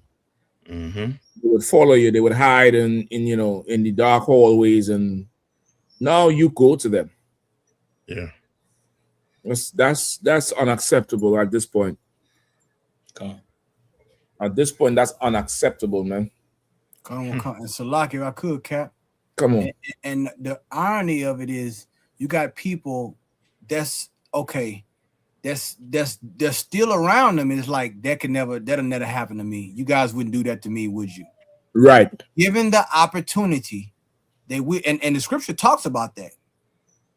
The scripture talks about the evil one, and how if he's given the opportunity, he would not be satisfied with blood. Like you were trying, like we provoking the Lord at this point. He's trying, and listen, he let this. It's like a double whammy. He let this happen, not only in the state of Mississippi, where it's textbook. I think if you look up the word racism, you're gonna see the state of Mississippi in the dictionary. It's textbook racism in Mississippi. And not only did it happen in the state of Mississippi, it happened on the 4th of July. I mean, how many context clues do you need? How much you think the Lord is trying to show you? Our God is a living God. You know what I'm saying? And it's like we are such stiff-necked people. You know what? And let me tell you something. It's so bad. Dawada pulled the video up where white people are saying that it's not safe to be around all white people now. That is how bad it has gotten. Yeah. They saying, you know what? I'm gonna just tell. Then look, the Lord let them tell us that, you know what, we are not safe. It's hard to tell who's who. So just to be safe, don't go anywhere where you are the only person of color. They are saying this on social media right now. So how can you get mad with Commanding General Yohana? How could you? How dare you? Are you getting mad at white people telling you that it's not safe? Of course, they're going to say, well, I'm safe, but you don't know I'm safe. So to be safe, just don't be around, don't be outnumbered. Don't be at a function where it's so many of us and it's only you. They are white people that's saying this online, but you still can't get it through your thick head. Maybe because you love this place. Yeah. That's what it is. You loved, and when I heard about it, I knew it had to be over a girl. There's a girl somewhere involved in this that it was an issue over. It always is. Yeah. You understand? Like these types of things, Mississippi, man. Let me tell you something. It got so much. Let me tell you this. I mean, I can't even. I believe when Christ come back, when he burn this place up, I believe Mississippi is gonna be one of the hottest places on it. Like it's gonna be so hot. You You know what I'm saying? When I think about that scripture when it say melt the eyes, and I think about Mississippi. Okay, I'm thinking there's gonna be hot as hell in that place because all of the evil that's done. You know what I'm saying? And you would think that Mississippi would love the ISUPK. A lot of them do. But you think about these pastors. The problem ain't the Ku Klux Klan. The Ku Klux Klan agree with us on a lot of things. They agree we're supposed to be separate. They ain't got no beef with that. But these Uncle Tom niggas in Mississippi. Oh, you know what? We gotta love them. Says who? I tell you what. I'll get you a boat and you can go to Horn Island next 4th of July. Yep. You tell me how that work out with you.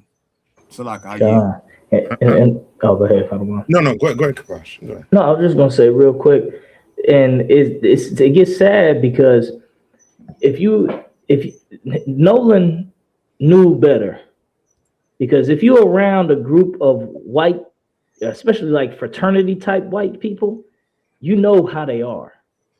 They're not about to be bashful and be any type of other way than how they are.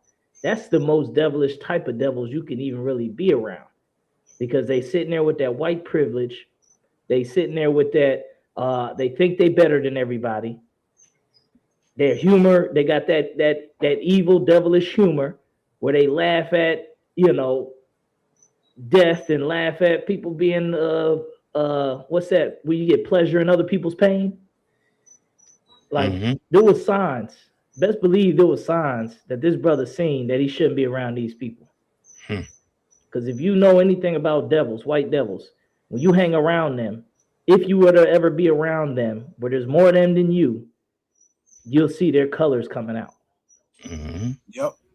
So he's seen signs. The Lord gave him signs. He always, even in the heathens in the middle, in when we went into the land, the Lord gave signs for the heathens to drive them out so they didn't get unalived. He gave them some mercy. So this brother has signs, and all you black people, you're going to get more signs that you need to stay the hell out of Dodge. And if you don't follow those signs, like the brother said, the captain said, we're not about to burn the city down for you. Because it's already the writings, like the brother said earlier, the writing's on the wall. That's right. That's all I wanted to say. Cop, you by chance you could put that picture back up with them boys on them, we press on them, and the young. No, this is what I say to you effing bastards out there. He was living Martin Luther King dream, you bastards. What Martin Luther King said, what hand join, what is it, with young girls and young boys, hand join in hand. You ain't invoking Martin Luther King's spirit when you go to the funeral, because he was living the dream. He was living it. He died living it. Right. Martin Luther King, you have a lot of blood in your hands, you black leaders who pushing this Martin Luther King, who want to go to, where's the bridge? The Selma? That bridge you want to march on every anniversary. This is your fault, because he was living the dream you all talk about. You understand? Right. Now you come face to face with reality. Now you're choking up. There should be a petition to take Martin Luther King statue down. That's right. You want to go take the Confederate men and them down? That's no, right. leave them up. We need to remember them. But that Martin Luther King, we don't need to remember him. That's right, You Cap. understand? We don't need to remember him. To lock it, Cap, if I could. And let me tell you how much of a friend these people are. Now that they are under scrutiny in the court of public opinion, of course, not the court of Mississippi, but on the court of public opinion, they are tarnishing his memory. Guess what they saying? He got drunk, or he might have took drugs, or he couldn't swim. Now, would a friend say that about you in your memory? Right. All these friends, because now he's on trial and he's not even here. Yeah. Like now his character is called into question and he lost his life. And you know what? Let me tell you how prideful these white people are. They on, and the Lord hearing this. They saying, what are you going to do? Arrest the water? It's the water's fault. You blaming the water now, mocking me about this. God heard that. He heard it, Ocean Springs. He heard it, white people. When you try to pin, now you want to pin the blood on the water. Well, the Lord is going, He gonna remember that. The Lord doesn't forget when you say things and do things against the Lord's chosen people. Now that the tape then came out, oh, I got 20 witnesses that said he was drunk. And I'm lawyering up, I'm suing for defamation. You understand? That's what the hell they doing. Because what? If all this was just a drunk, why all this covering up? The Bible says the wicked flee when no man pursue. The scriptures say that. But let this be a lesson. And it's a hard and it's a sad lesson. But like Captain Kappa said, we shouldn't even have to even be dealing with this. We got enough problems to deal with. Now we have to deal with this. And you know they're going to hold themselves not guilty. One of the captains brought out earlier, when Christ said it. He was a murderer from the beginning. He told the Pharisees that. He knew the backdoor deals that was going on with them. And I was thinking about something, man. Because they trying to put a lot of pressure on them, a lot of them football athletes now in Mississippi. But I'm going to tell you something, man. This man here, because this is his kingdom. Can you get that scripture? Can someone get that scripture? If I can, slack it, Cap. I can get that scripture. I want to pull that scripture on where Satan took Christ to see the kingdoms of the earth and all that glory. Because that's so important with these young brothers. And I'm still trying to find out what school was his tryouts was going to be at. I wonder what, he was getting ready to go out to a D1 tryout. I want to know, was it Ole Miss? I want to know, was it Mississippi State? I'm still trying. They ain't released that yet. But he was getting ready to go D1, the young brother. You understand? Yeah, I got the scripture too. Please, my brother. Matthew chapter 4, verse 8. I got it right here, Cap. The water, okay. Matthew chapter 4, verse 8. Again, the devil taketh him up into an exceeding high mountain. And showeth him all the kingdoms of the world. Man, let me say this, man. Boy, these people in this photo, and you gotta understand something about Mississippi.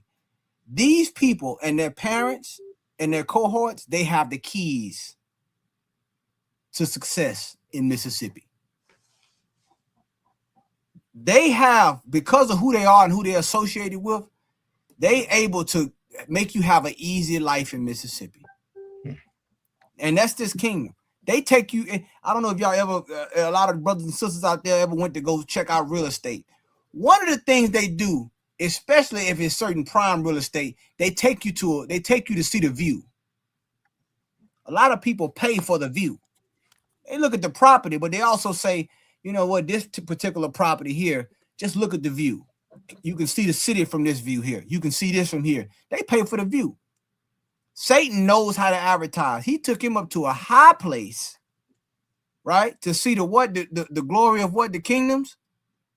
All the kingdoms of the world and the glory of them. Go ahead.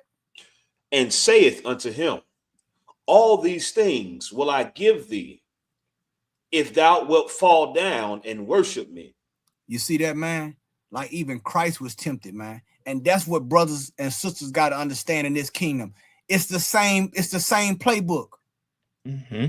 He knew, and see, Christ wasn't stupid. He saw the glory, but guess what? He knew how they got that glory.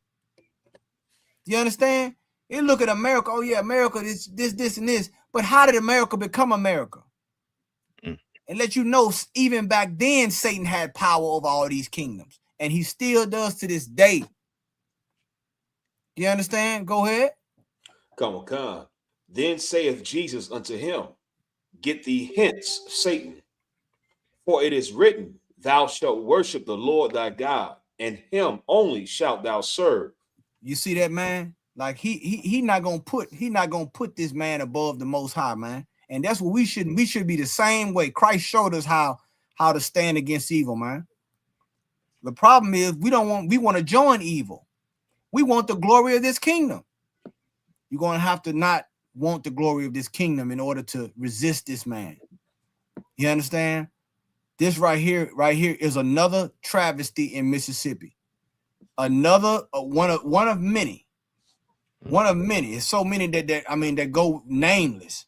And I didn't realize how much the coroner, the person that does the medical examiner. The medical exam. I didn't understand until recently how much that shapes the narrative. Yeah. If it was what kind of crime, it shapes the narrative so much.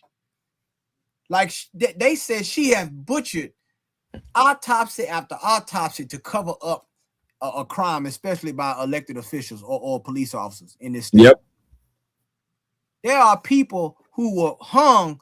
I mean, there's only 5'5", hanging from a 10-foot tree. What do? They climbed the tree and slipped into pre-existing nooses. What are we talking about? With 2 broken legs? What are we talking about? But it's a suicide. You are dealing with the devil, okay? Don't try to say that they just mean people. They are the devil the Bible speaks of. And anybody else just trying to challenge it, all you have to do is look at Exhibit A. Yeah. They didn't want to, and they didn't want to, the family really could have took it to a whole nother level. They could have did like Emmett Till mother did and left it, had an open casket. They could have really, but I'm sure, and that's why I don't believe Ben Crump and them. They kind of biting off more than they can chew. I'm gonna be honest with you. They don't realize that they got the court of public opinion, but Mississippi is a whole nother thing. I mean, you got Trump in there with the federal government. I think they're gonna make this go away. Some way they're gonna try to make this go away. It'll surprise me if anybody get locked up. They haven't got locked up yet. All this evidence, all these statements, all these holes, the leaks, ain't nobody got arrested. What that's telling you? That they are above the law. That's what that's telling you in Mississippi. Can I make it clear for you black people out there who want to get mad with the UPK? They are saying that's why it's a scripture in the Apocrypha where it say, "Let our strength be the law of justice." Yeah, that's a scripture that say that. Yep. And Cap, if I could, just to back you up right there, right?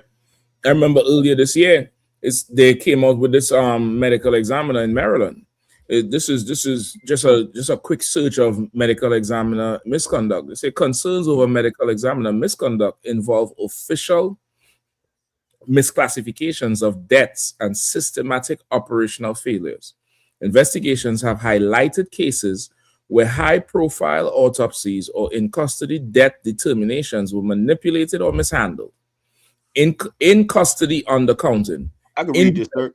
Go ahead, please. Independent audits of offices like Maryland's office of the chief medical examiner revealed that dozens of restraint-related deaths, involving law enforcement were misclassified as natural, accidental, or undetermined, rather. Salakia. Rather than homicides. Right, rather than homicides. And this was a medical examiner that practiced in Maryland. And I believe the same examiner that they investigated was the one who said George Floyd died from a heart attack. And they end up going back and seeing that this particular one has a history of any kind of in custody death. It's never the officer. It's high blood pressure, irregular heartbeat, something. So now when you see that woman medical officer down there, brother, abusing it, like you say in Cap, let the strength of law be our justice. You know what I mean? Like, let our justice be the strength of the law. Like they twisting and turning everything because this is their kingdom. This is their kingdom. They're gonna write the rules. They're gonna make the rules. And if later on the rules don't fit, they'll just throw it out the window and make new ones. And meanwhile, they teach us to be good, obedient, law-abiding citizens. And we think obeying the law is, this is how you get through. And you don't understand, you got to obey God. You have to obey God. You got to get the Lord on your side, because these people will throw away the same law you spent your life obeying if it means their sons get to go to college and have a regular life after killing yours. That's right. After killing yours, their sons, who wants to ruin their life? These is lacrosse players and running backs or some kind of thing. And he's good in economics. He was going on to be, he had a career path laid out to be a senator. And what, you gonna destroy his life over some nigga who had low self-esteem? Right. That nigga slipped and hit his fucking head. You'll hear me? You'll get that question. You'll get that story straight. And tell that old white bitch, I told you to stop hanging with that low born girl. That girl, her parents grow up. They got one thing good to their name, and that's that John Deere tractor. Right. Told you go up there and handle the McIntyre girl. She could handle this thing. You think they're gonna do justice? What the fuck is you talking about? So lock it, Cap.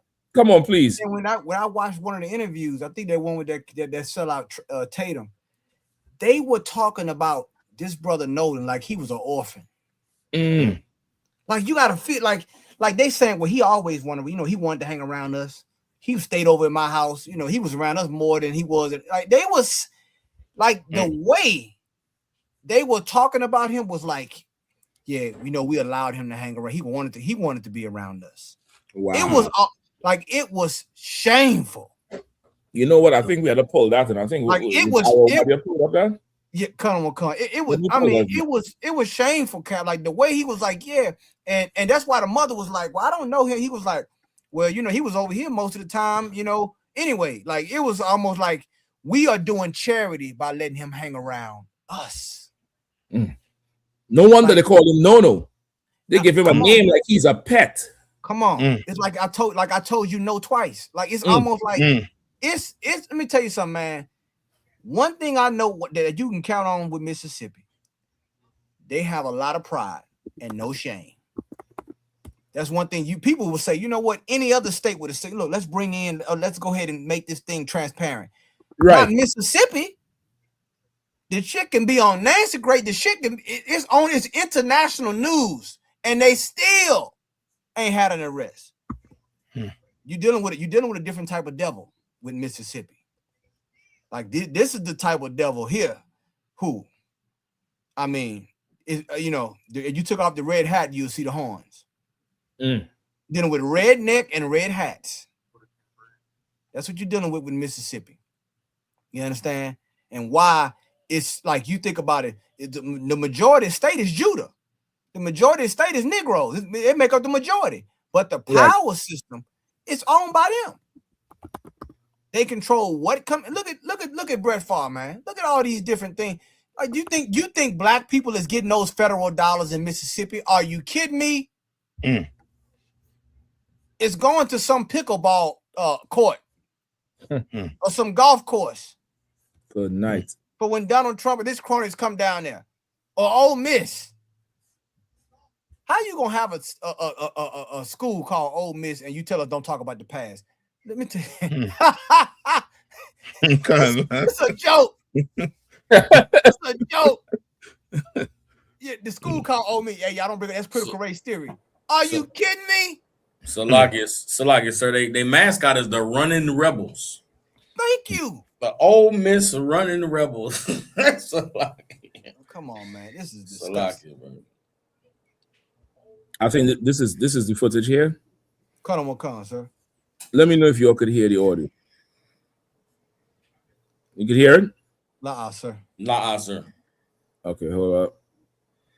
Let me see if I could reshare real quick. 1 second.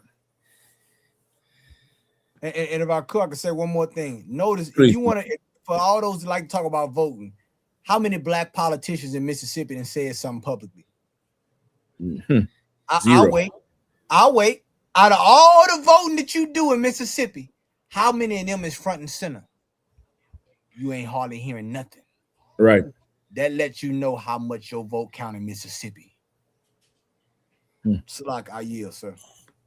Listen, I just want to say for the record, any man sitting like this, you cannot trust him. Come, sir. Come. Any, especially a grown man. Come. A He ain't a young boy. He ain't a YN. And a grown man forcing his leg over his fucking knee like this. It's a vexation to me. I mean, I'd throw him and that fucking couch outside. The couch has to go after this one. We can't. That seat is tainted at this point. And when we got there was already 3 rows of boats lined up all the way, like I said, until I could see. And you're talking, when you say all you can see, you're speaking about miles. Yeah. Of boat. When we went out there earlier, not earlier today, but when we went out there, the island is massive. Correct. I mean, it's just several miles long. Roughly 10 to 12 miles. I mean, it's. So you think that the boats were stretching from one end to the next, or a small area of about a mile or less than a mile of boats? Well, I mean, I think there was boats all the way around the entire island, but I think some spots were more popular than others. Like the West Tip is usually very, very crowded on the 4th of July, and everybody knows that. So that's where a lot of people park because they want to be around other people. And the East End's a little more, there's not as many people, but there's still the wrong time stamp. A lot of boats out there. Like what exactly are people doing there? Like, are you spending more time in the water, on the island, in the boat? Like how is that look out there? I mean, everybody, as soon as you get there, I mean, there's people on boats, grabbing drinks and, food, whatever else. Like, I mean, everybody is fully prepared for the 4th of July. They bring, all the drinks and food that they need because, I mean, they've been preparing for 4th for a little while now. But when we got there, I helped my buddies tie the boats up because the tie line was right here, the Palm Beach was in the middle, and then the Triton was on the outer side. And there was about a drop off from where the bow was. I mean, if you jumped off the bow, you were probably about neck deep in water. But if you got off the stern, you were probably waist deep in water. I mean, but when we got there, we tied up, got, bow.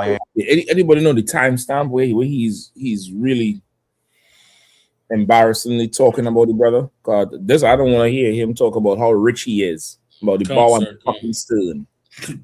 So like I'm not sure about the timestamps on. So like I said, I think he said 10:58. Well, that's where I just started, but I think he may have gotten this one wrong. It might be a little bit earlier, like when he started talking about it, like how did he meet him, or how was their relationship? It might be like earlier on. Let me skip back. At least I saw in part that she said as if she didn't know any of you guys. Right. Well, Nolan, a lot of the times was at like my house and at my buddy's house. We never went to Nolan's house and hung out. I mean, and my friend group's very, very. That one thing my father always tell me. Come on, listen, get Captain that cups at hand, Doc. I know that first hand, brother. I know that shit first hand. Yeah, my father was like, "Oh, he's your friend. When you coming to hang here?" Yeah. Yep. Dumb me. Well, Daddy, I don't game to play. Yep. I don't game to play. Mm-hmm. He just, coolly walk off and leave me there. I remember we had it was like a mission. Yeah. We had to go meet Captain Nathak's father before he could fully hang. You get the point where the father was fully comfortable with it. Not so much that he could fully hang, but it's like if he come in and we rolling here, we staying by this one. We had to go talk to Captain Nathak. He had to see our face and talk to us. Like it was such a, and that's so. It's so okay. They could say what they want about black men. We need it in the family because the way a black man thinks, nobody else ain't thinking like that. That's right. Nobody else would stay 10 toes down and go to the extreme. To some people, that's extreme. What you want to look the child in the face for? Some. Right. I want to look them in the face so I know who I could point out who something happened to my child. That's right. Yeah. I want them to look into my face and know that I ain't fucking playing. That's right. I want them to see who it is who this person belongs to, who they're hanging with. Like I remember it so clear. So to hear this devil say, "Well, we never went to his house." Yeah, but friend? How could this be a friend?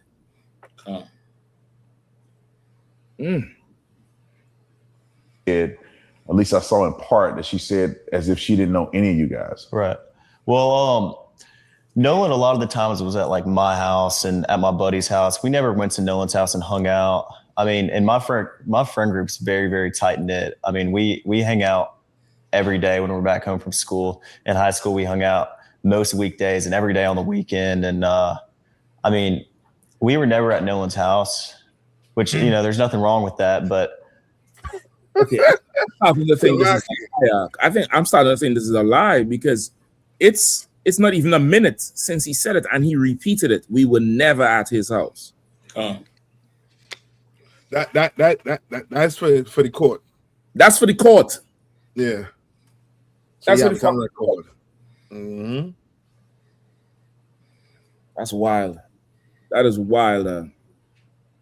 I met his father, and I mean, in 8th grade, that's when Nolan and I like got really close. It was COVID year, and we were in class all year long together, me and a couple of my buddies, and Nolan and I just got super tight because we'd get a Waffle House once a week together, eat, and I mean, we were just super close. But and he made a difference. Notice the difference. He said with Nolan and a couple of my buddies, like there's a distinction.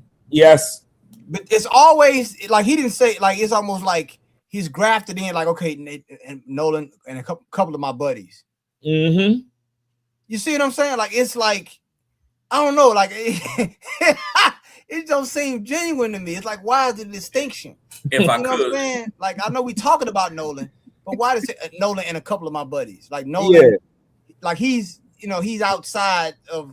Oh my Why not just us? We. Listen, and he said, why we all together? Nolan, my buddies, we all buddies. Nolan, my buddy. Oh my goodness. He said my friend circle is really tight. Yeah. You've never been to his house, but your buddies, I'm sure you've been to your buddy's house. Right. Mm-hmm. Right. So who's more of a best friend at this point? Again, and this come back to the esteem, because how could Nolan just be at your house? You never go to his house. Exactly. If this is true, this comes back to the esteem. Mm-hmm. You know what I mean? This come like Nolan, them talking about boats, bows and sterns and shit. This nigga he probably never been on a boat. His parents don't have the bread to go get him a boat. You get the point? That'd be half the dynamic, hanging with these white people, these heathens, is because their parents have access to shit your parents don't. That's it. Yeah. Whole different world. Come on, man. His dad would swing by Waffle House, and like, hang out around us, but never, I was never around Nolan's parents a lot, but I mean, that didn't change our relationship any. Nolan and I were still just as close, and he was just as close with my friends as, anyone else. So he was close with my friend, not we all friends. Come on, man. That's what I'm saying. Like if you listen to the dynamic, like he's like Nolan exists outside the friend group. Yeah. Like the way he's explaining this, Nolan and my friends, or my buddies and Nolan, it's almost you get what I'm saying. Like the way he's explaining it is letting you know they wasn't tight like that, man. It was not. It was almost like we'll tolerate him, we'll have him around. If I could, go ahead, please. He's speaking like Nolan is a thing. They say a noun is a person, place, or a thing. Yeah, Nolan is a thing to this white man. Like the friend group, my boys, my buddies, that's those are the persons. You know what I'm saying? The places at my house or my friend's house. The thing is Nolan. Nolan is a person. Nolan is outside of the places and the people. You understand? Nolan is a noun. Nolan is a noun. Nolan is what I'm saying? Like Nolan is not a person. Yeah. Nolan is a pet. Nolan is the black guy. Nolan is the nigga. Nolan is the, like, whatever they used Nolan for, whatever Nolan's presence meant to them. He's explaining it clearly in his words that Nolan was not included in the friend group. Nolan was not a part of the buddies, the homies. Nolan was Nolan, and these are my friends. And I guarantee you, when he brought him around, hey, guys, this is Nolan. Nolan, this is the guys. This is so-and-so, such and such, so-and-so. And Nolan was always just Nolan. Like he wasn't never a part of the group, never a part of the friends, which is why, like you said, to start all this off, Captain Mashak, a friend, you wouldn't leave without your friend. That's right. You wouldn't let your friend be left at the beach. You wouldn't let your friend be left, without his phone and without his keys. But Nolan was never somebody important. It's damn near like, and it's like he's expendable. A dog. So like, go ahead. No, he's expendable. Yeah, he's expendable. It's like the pet that gets sick, and rather than take him to the vet because it's gonna cost too much, you just take him out back and just, you let him, put him out quickly and just find some way to discard him. Nolan was never considered to be one of them.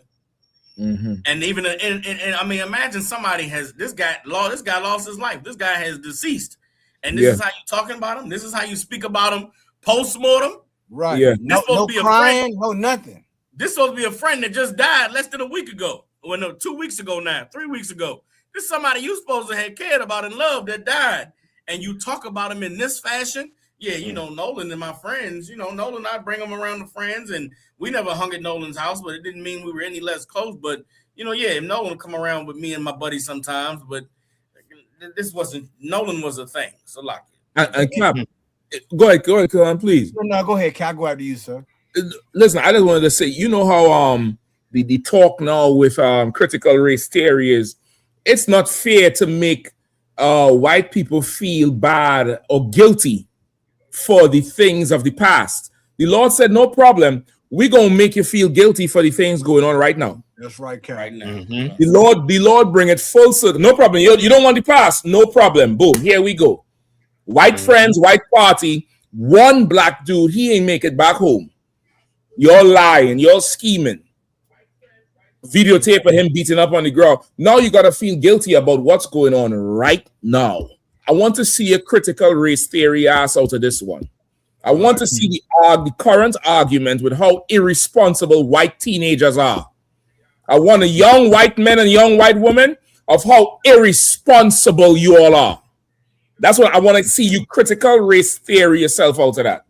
Go ahead, Kahan, please. No, what you're saying is so right, because okay, he's saying and when it comes down to the wire, his friend group are going to be the one that testify to say that he has nothing to do with it. No, now think about it. None of the friends know where he is, what happened to Nolan, but everybody's going to know that he has nothing to do with it.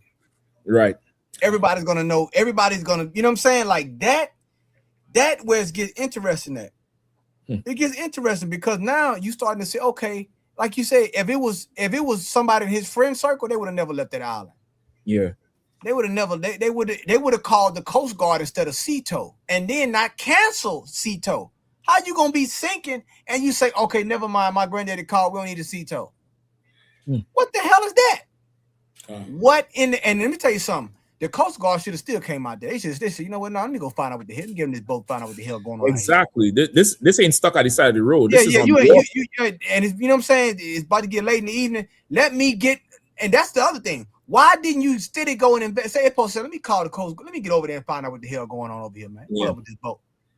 You know what I'm saying? Hopped in the speedboat and went down there and found, but who knows? They might have been speaking in code. Then white people speaking code out there too. I want to tell you, there's certain words they use where they know, you know what, this is this. You feel what I'm saying? Listen, and on top of the code, I done worked on the water. I know what, let's go to red 20. That means switch the frequency. So you talking on the radio and you ain't talking on the regular frequency. You turn to something else that only you and the other person know. So you switch to that to listen. Who knows what they done, code talk like you saying and said, where it's like, yeah, just swing by and see what's going on. Or they have some family friend working in the Coast Guard or working CETO and said, yeah, my son out there, he already told me something happened. Just go see some nigger, some damn near orphan boy. He always tagging along. He had a little too much to drink. Warren punched him in his head, something. Yeah, it's sad, Cap. It really is. But like where he explaining it, and look, even the other one, like what he talking about it. You can see the way his diatribe is going. Okay, you like Captain Saka War said. There's the friend group, and then there's Nolan. Yeah. Like he's not talking about him like he's not inclusive. He's not what's the word that you always like these civil rights people all like to use? Integrated. That's the word I'm looking for. Mm-hmm. He wasn't fully integrated into the friend group. Yeah. It's like IU. It's crazy. It's crazy. Let me play a little bit more. You know what I mean? And walk me through the day of 4th of July where you guys were all going out. Right. This seems like something that I would assume that may have occurred more than just this year. Yeah, of course. Was it something that you guys did more than just this year? This is a two-part question. I want to know, is it something that you guys typically did together, that you hang out often in this fashion? And then I want you to then walk me through 4th of July this year when the incident happened. Okay. Being from the Gulf Coast, there's a boating and fishing is very, very popular. The 4th of July, every year, my friends and I or my family and I are out on the water. I mean, that's the one day is guaranteed everybody's going out. And that's a known thing. Everybody's trying to get a ride out to Horn Island, or, people go to Ship Island, but most of everybody from Ocean Springs and the Gulf Coast go to Horn Island. And, we went last year. Nolan was on the boat with me last year. And he was, this lie. As this is the rehearsed story he telling. He said, we went last year. Nolan was on the boat with me last year. Not us. Nolan, we all went on the boat last year. And you see how he paused to swallow? He paused to, like, this is, he's remembering the coaching. Everybody's going out. And that's a known thing. Everybody's trying to get a ride out to Horn Island, or, people go to Ship Island, but most of everybody from Ocean Springs and the Gulf Coast go to Horn Island. And, we went last year. Nolan was on the boat with me last year. And he was, this was a common thing. My friends go on the boat when we're home.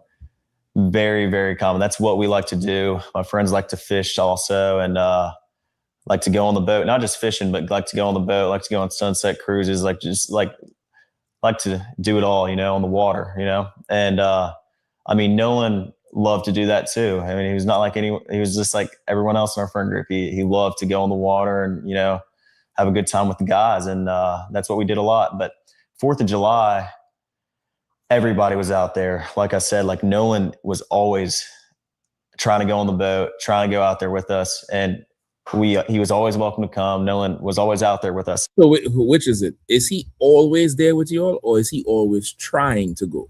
You see, it's like we doing this for charity. Like he's trying to go. Why does he got to try to go if he's your friend? And how could he always trying to go if you said Nolan was there last year and he's always there? So Which one is it? Is he always there, or is he always trying to go? Boy, these are the devils who end up in a damn in one of them nursing home and confess to somebody young and black how evil they was. Yeah. And these are the devils that make it to 85 in some nursing home, and somebody black changing their bedpan and bringing them, Mr. Warren, you all right? Listen, man, I killed him. Oh God. So I hit his I killed him. That's them. Right. You going through this length, right? Oh boy. Salaki, go ahead. This thing is sickening me, and this faggot sits in here. Like, I can't stand him. Salaki, that's what I was about to say. Like this, the sodomite on the left is what's enabling this to even be an interview, to even let this devil stumble over these words and bumble over these contradictions. Like the devil contradicted itself 5 times since we've been watching the damn tape. Yep. And for this clown ass nigga to sit there with this dumb ass goofy smirk on his face, he's enamored by this devil. He's impressed by this devil. That's that low self-esteem you talked about Nolan having. This nigga has it. Yes. He's looking at this white man like, yes, white man, explain it. Make it make sense. Make it calm all these niggas' nerves. Let them know that, you guys he's admiring. You took him out there on that boat.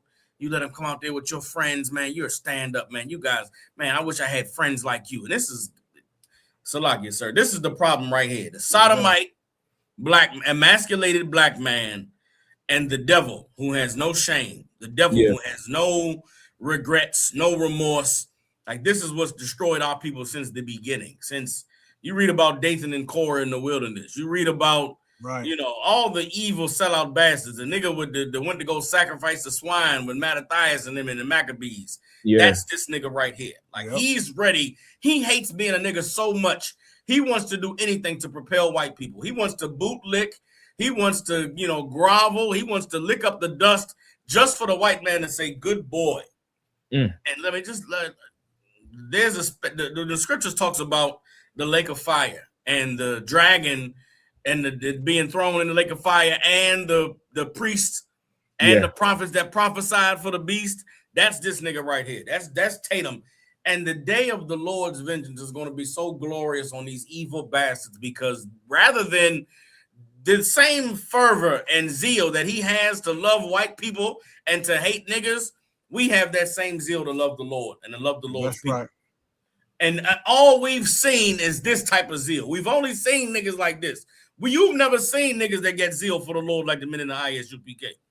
You've never seen men that have zeal for the Lord like Commander General Yohana. So when you see us on the streets, when you see us teaching this, it looks weird. You say, oh man, they crazy, man. Oh man, why they saying that? Why they talking like that? We looking at this sodomite saying, what this faggot smirking at? So like, excuse my language. What is this? What is he smirking at? That's why right. your legs crossed like that, nigga? Why you got that outfit on with them pointy ass goofy little shoes you got on? What's going on with this nigga smiling in this white man face, talking about this black boy that got murdered on this beach? And y'all say we crazy. Y'all say something wrong with us. No, something is wrong with all of this. Yep. But this is what we've been conditioned to, because this is what we bought into when we decided to join these devils. This, I mean, it's all Salaki, sir. Right. Can I say? Oh, okay, go ahead. No, go ahead, Cap. I was gonna say it's supposed to be a murder investigation interrogation. They sitting on a couch in the living room. When a nigga's on a murder investigation, they got him in the black room, chained up, light flash, the bulb light in his face and all of that. But you sitting here on the couch in the living room with him talking about he's the murder. Impressed. Like what Saka was saying, like you see his countenance, he's looking at him like he's in admiration. Meanwhile, Gail King didn't let R. Kelly slide. Right. Say, you're killing me. She said, Robert. She called him by his gut. Robert, sit down, Robert. Like, where's Gail for Warren? Where's the other white bitch who always but reports on them cold cases and them murder cases? Nancy Grace. Where's Nancy Grace to rip him a new one? Like, they ain't coming out the woodwork on these devils at all. Come on, Cap, please. Yeah, and then the whole backdrop, you know, you got the white couch, the light, it ain't even got no serious. It don't even got a serious tone to the setting. Like it's like okay, like it's almost like a nice calm. Like it's supposed to be a dark room, one light. Let's talk about what happened to Nolan. Let's talk about what, you know what I'm saying? Like, it's no seriousness about you know what I'm saying? It's like, man, like, and this cat here, this dude, and I watched a little bit of this cat, but let me tell you something about this cat. This cat here is dangerous. When you talk about building a net, when you talk about black people fixing our problems and being, and being separate from them, these people, this cat here, he's dangerous. Like, but we are in the time of traitors. That's what time the Bible said that these were the times that we are in. Is they can monetize off of selling out now. Yeah. They can monetize off of being, hating black people. It's monetization now. That's the token maxing. They're maximizing the token. Thank you, Cap. It's compound interest now. Dealing with these niggas. So now the traitorism and the sellout is reaching new heights now. You understand? This cat here, you know what I'm saying, got a platform, a parasite with a platform. This type of nigga here is the type of ones you got to really watch out for. Yeah, because they will undermine everything you're trying to do when it's time to come back together. That's right. You know what I'm saying? Like this, like and trust me, he's not the only one. Yeah, there's many of them out there who are jockeying for the position to be like Officer like Captain Soccer War brought out.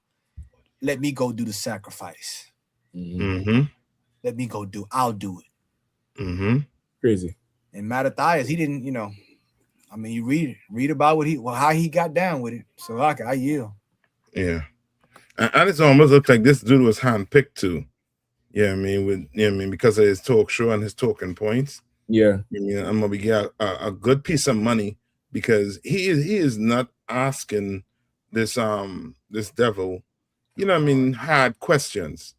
No. You know what I mean, these are humanizing him. This is to humanize him. Yes. You know what I mean? And for him, because if you doing, you know what I mean, an interview, well, at least you know what I mean, well, hold up now, why would you say that's about Nolan? We see all these pictures with you and Nolan. Yep. So are you saying y'all wasn't close? Right. No, he was close. Right. Okay, so he was trying to go on the boat, so he's never been with? How many times? Yeah. So why would you say he's trying to go with y'all? Like it sounds like he wasn't really part of the group, but he was pushing up to be one of y'all. Is it right? You know, forgive me, Warren. I'm not trying to interrogate it. I'm asking for the people. I know the people out there. Thank you, Cap. Where the fuck is all of that shit? Thank you, Cap. Yeah. And Cap, he didn't even bring up. He said, "Well, if y'all was friends, why did you erase your social media?" Yeah. Can we see any pictures? Like, why did you erase your social media without when you want to have a memory of him? Where's your social media? Yeah. Why did you wipe away social media? So he could say this, what he's saying right now. So he could speak like this. That's why they erase everything. So he could speak like this. It's the same thing why America erased history. So they can speak the way they're speaking now. Yep. You understand? Like they're doing these things. They've been trained to do these things, man. They've been trained. If they do something illegal, you think that family with the money they have, they ain't have lawyer friends? Hey, such and such. You know what I mean? What should I do? Do this, that, the other. Yeah. You understand? Like all this is in play before the court. Yeah. They're doing this on purpose. You understand? They're doing the same thing the news do to Michael Brown. Yeah. Which is demonize him before the trial. You understand? So now you go into the trial. Well, everybody done formulate a whole opinion on Nolan. Yeah, and he's the problem. Mm-hmm. You know what I mean? Like everything don't come how he's dressed. Silaki, go ahead, Cap. Silaki. He's just tagging along. Yeah. You know what I mean? He forcing himself, you know what I mean, on the friendship. Because that's what he's saying. He's forcing himself. Because they say he never went to Nolan house.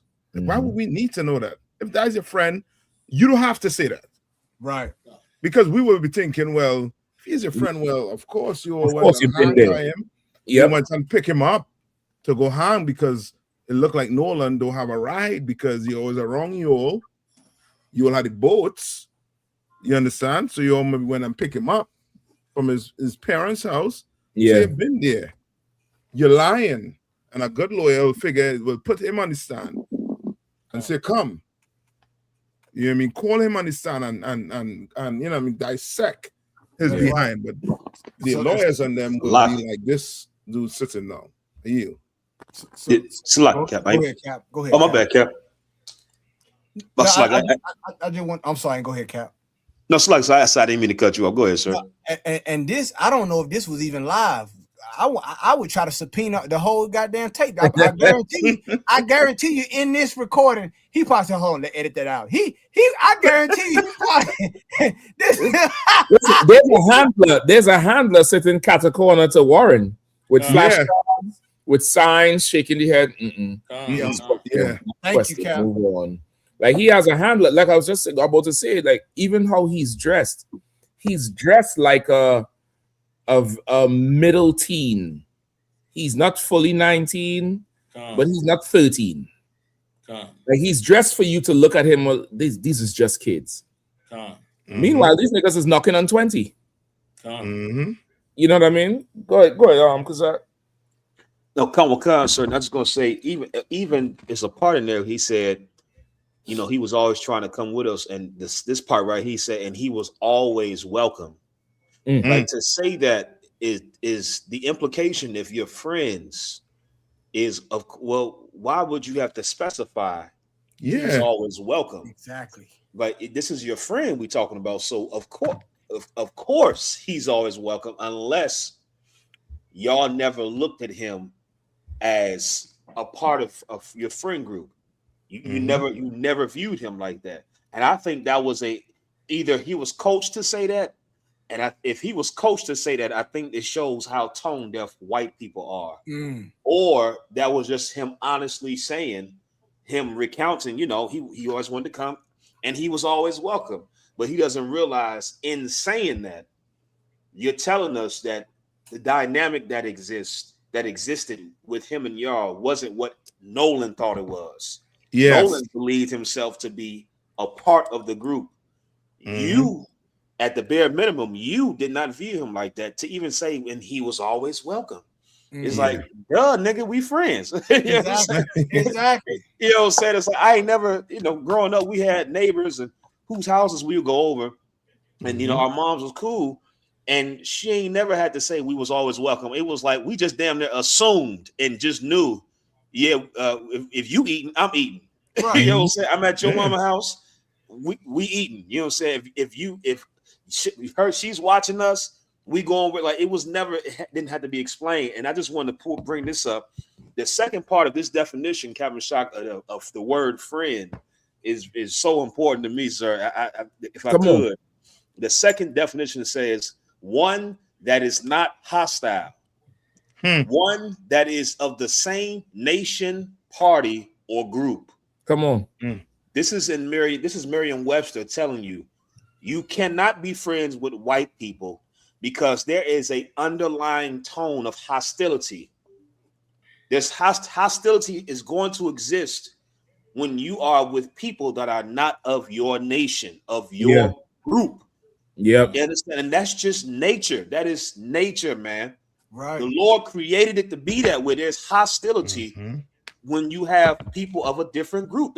I was watching some video on Instagram how the damn cheetah took off when the lions came.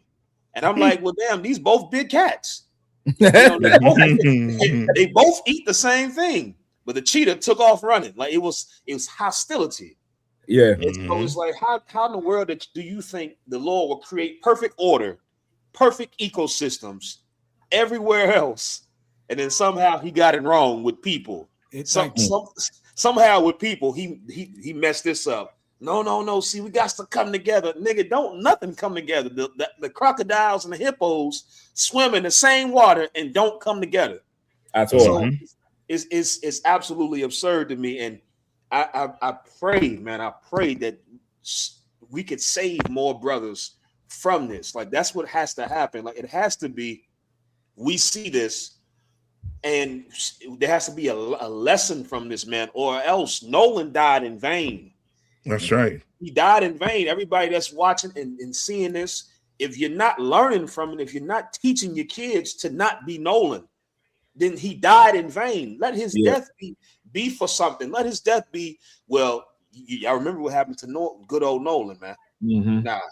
Nah, y'all come from around him. Like even black people have to just start policing the kids again. Exactly. Like, you know what I'm saying? Like y'all come from over there. Right. You know what I'm saying? Right. Because you so right. I'm a little bit extreme. I'm a bit off the deep end with the shit. I'll be at the playground as soon as I see Karen pull up. All right. I do this thing right here. That me wrapping up. That means me by the car first. Right. As soon as I see that blonde here pull up, we gone. Right. We gone. I'm not even putting it in a position for you to be mesmerized by the Disney princess running across the damn playground. Right. We gone. We got no whoop. There we go. The school shooters coming, yo. School shooters coming. Let's roll. Like I don't start to demonize the whole presence. The whole presence, because I know they'll do it to us. Oh, there goes Rashid. There goes Rashid and his little Nicklets coming. No problem. Hey, the school shooters coming and crazy Karen. Let's go, yo. Let's yo. Let's roll. Listen, let me tell you. Let me give y'all a good tip. Not y'all, because I know y'all brothers, excellent fathers, all up in here. But the brothers and sisters listening, you in an area, you want to scout 3 to 4 good playgrounds. But the fun don't have to end because Karen and them show up. Mm-hmm. You can say, hey, you know what? Let's go check out the other one and go to the other one, man. You ain't got to stay there and be polite and watch them in horrific nervousness. Right. One of them don't swing on your child. You sitting on there grinning with this old devil. For what? Right. Mm-hmm. For what? Rack it up. Let's pack it up. Move. Salaki, go ahead. Cap, what you're saying is so right, because it's like, okay, the way, like, this whole thing here, man. And I remember in school, man, when I was elementary, and I know how they be like, okay, yeah, everybody played together and all this, but when you got, like, we start hitting middle school, I started to see, even then, as elementary, but you start to see the polarization. Yeah. Even then. And it's crazy, like Captain Kazak brought out, Kazak Abai, where he's brought out the no hostility. Like okay, if there's hospitality, it can't be hostility.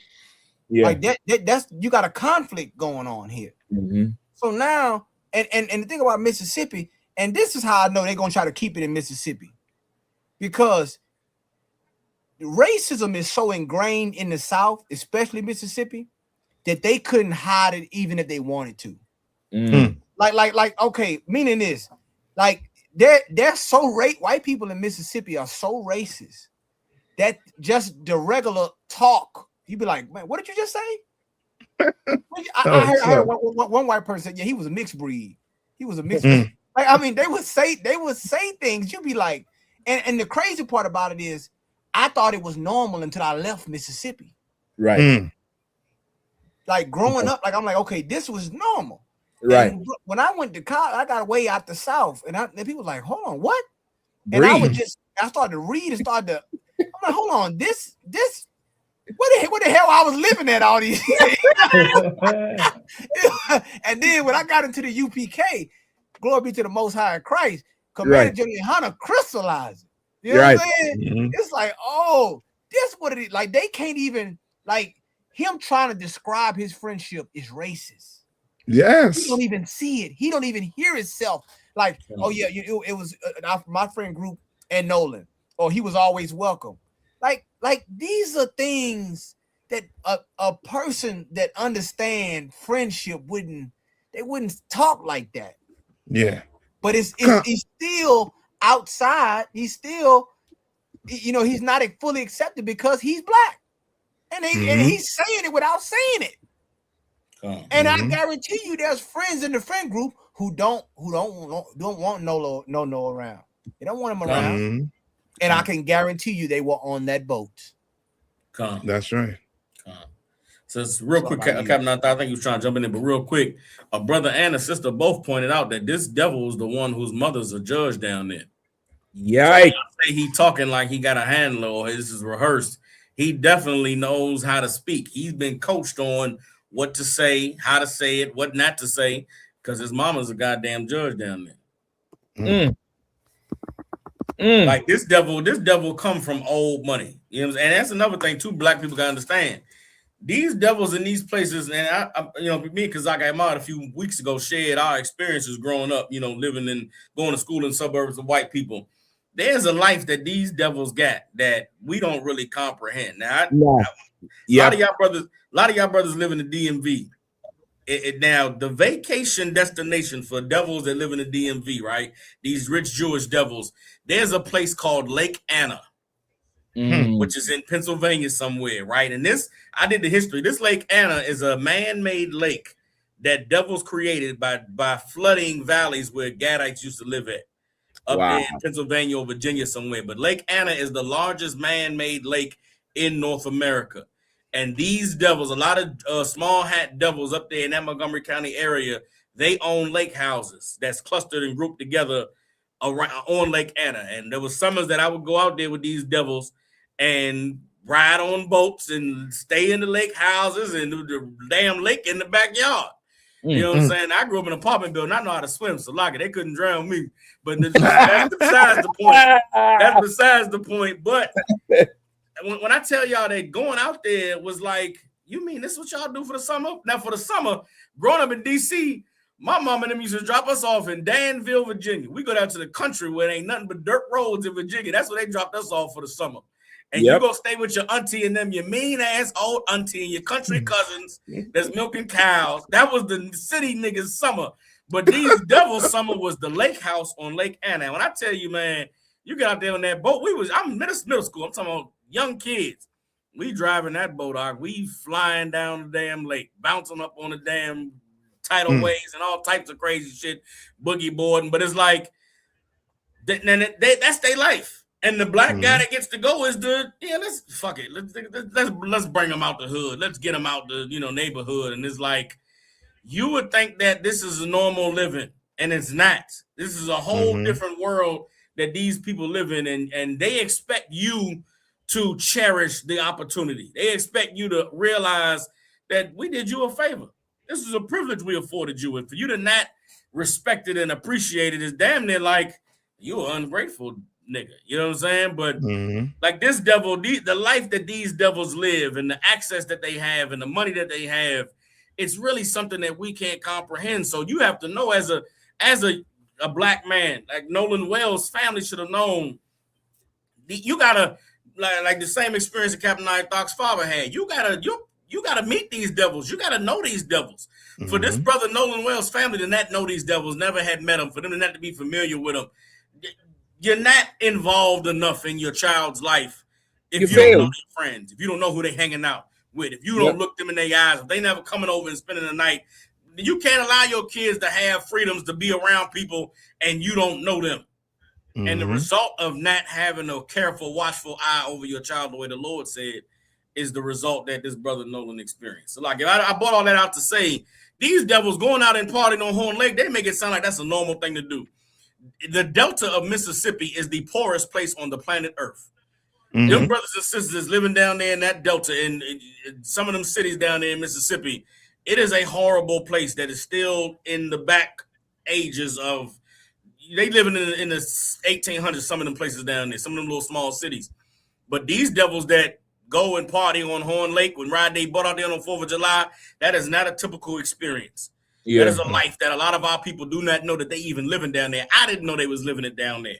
When I heard boat party at Horn Island, I'm thinking there's maybe 3, 4, 5 kids out there doing the drunk, nasty thing for the weekend. But it find out there's miles of people lined up with their boats. These are devils who are living a life that we cannot even comprehend. And that's old Southern Confederate money that's unapologetic, that refuses to put their life on hold for a nigga drowning somewhere. Like y'all was saying earlier, they are going to treat this brother the same way he's talking about him. It was just Nolan, man. Nolan, the thing I brought around and we hung out with that we let come on the boat sometimes, and he ended up dead and unalive somewhere on the island. It's like, yeah, man, it's messed up what happened to Nolan. But I go to college in the spring. I go to college in the fall, so we got to get ready to continue on with life. I'm sorry, I didn't mean to cut you off, Cap. No, go ahead, please, Cap. Get what they know. That there's somebody else just like Officer Tatum that'll take his place.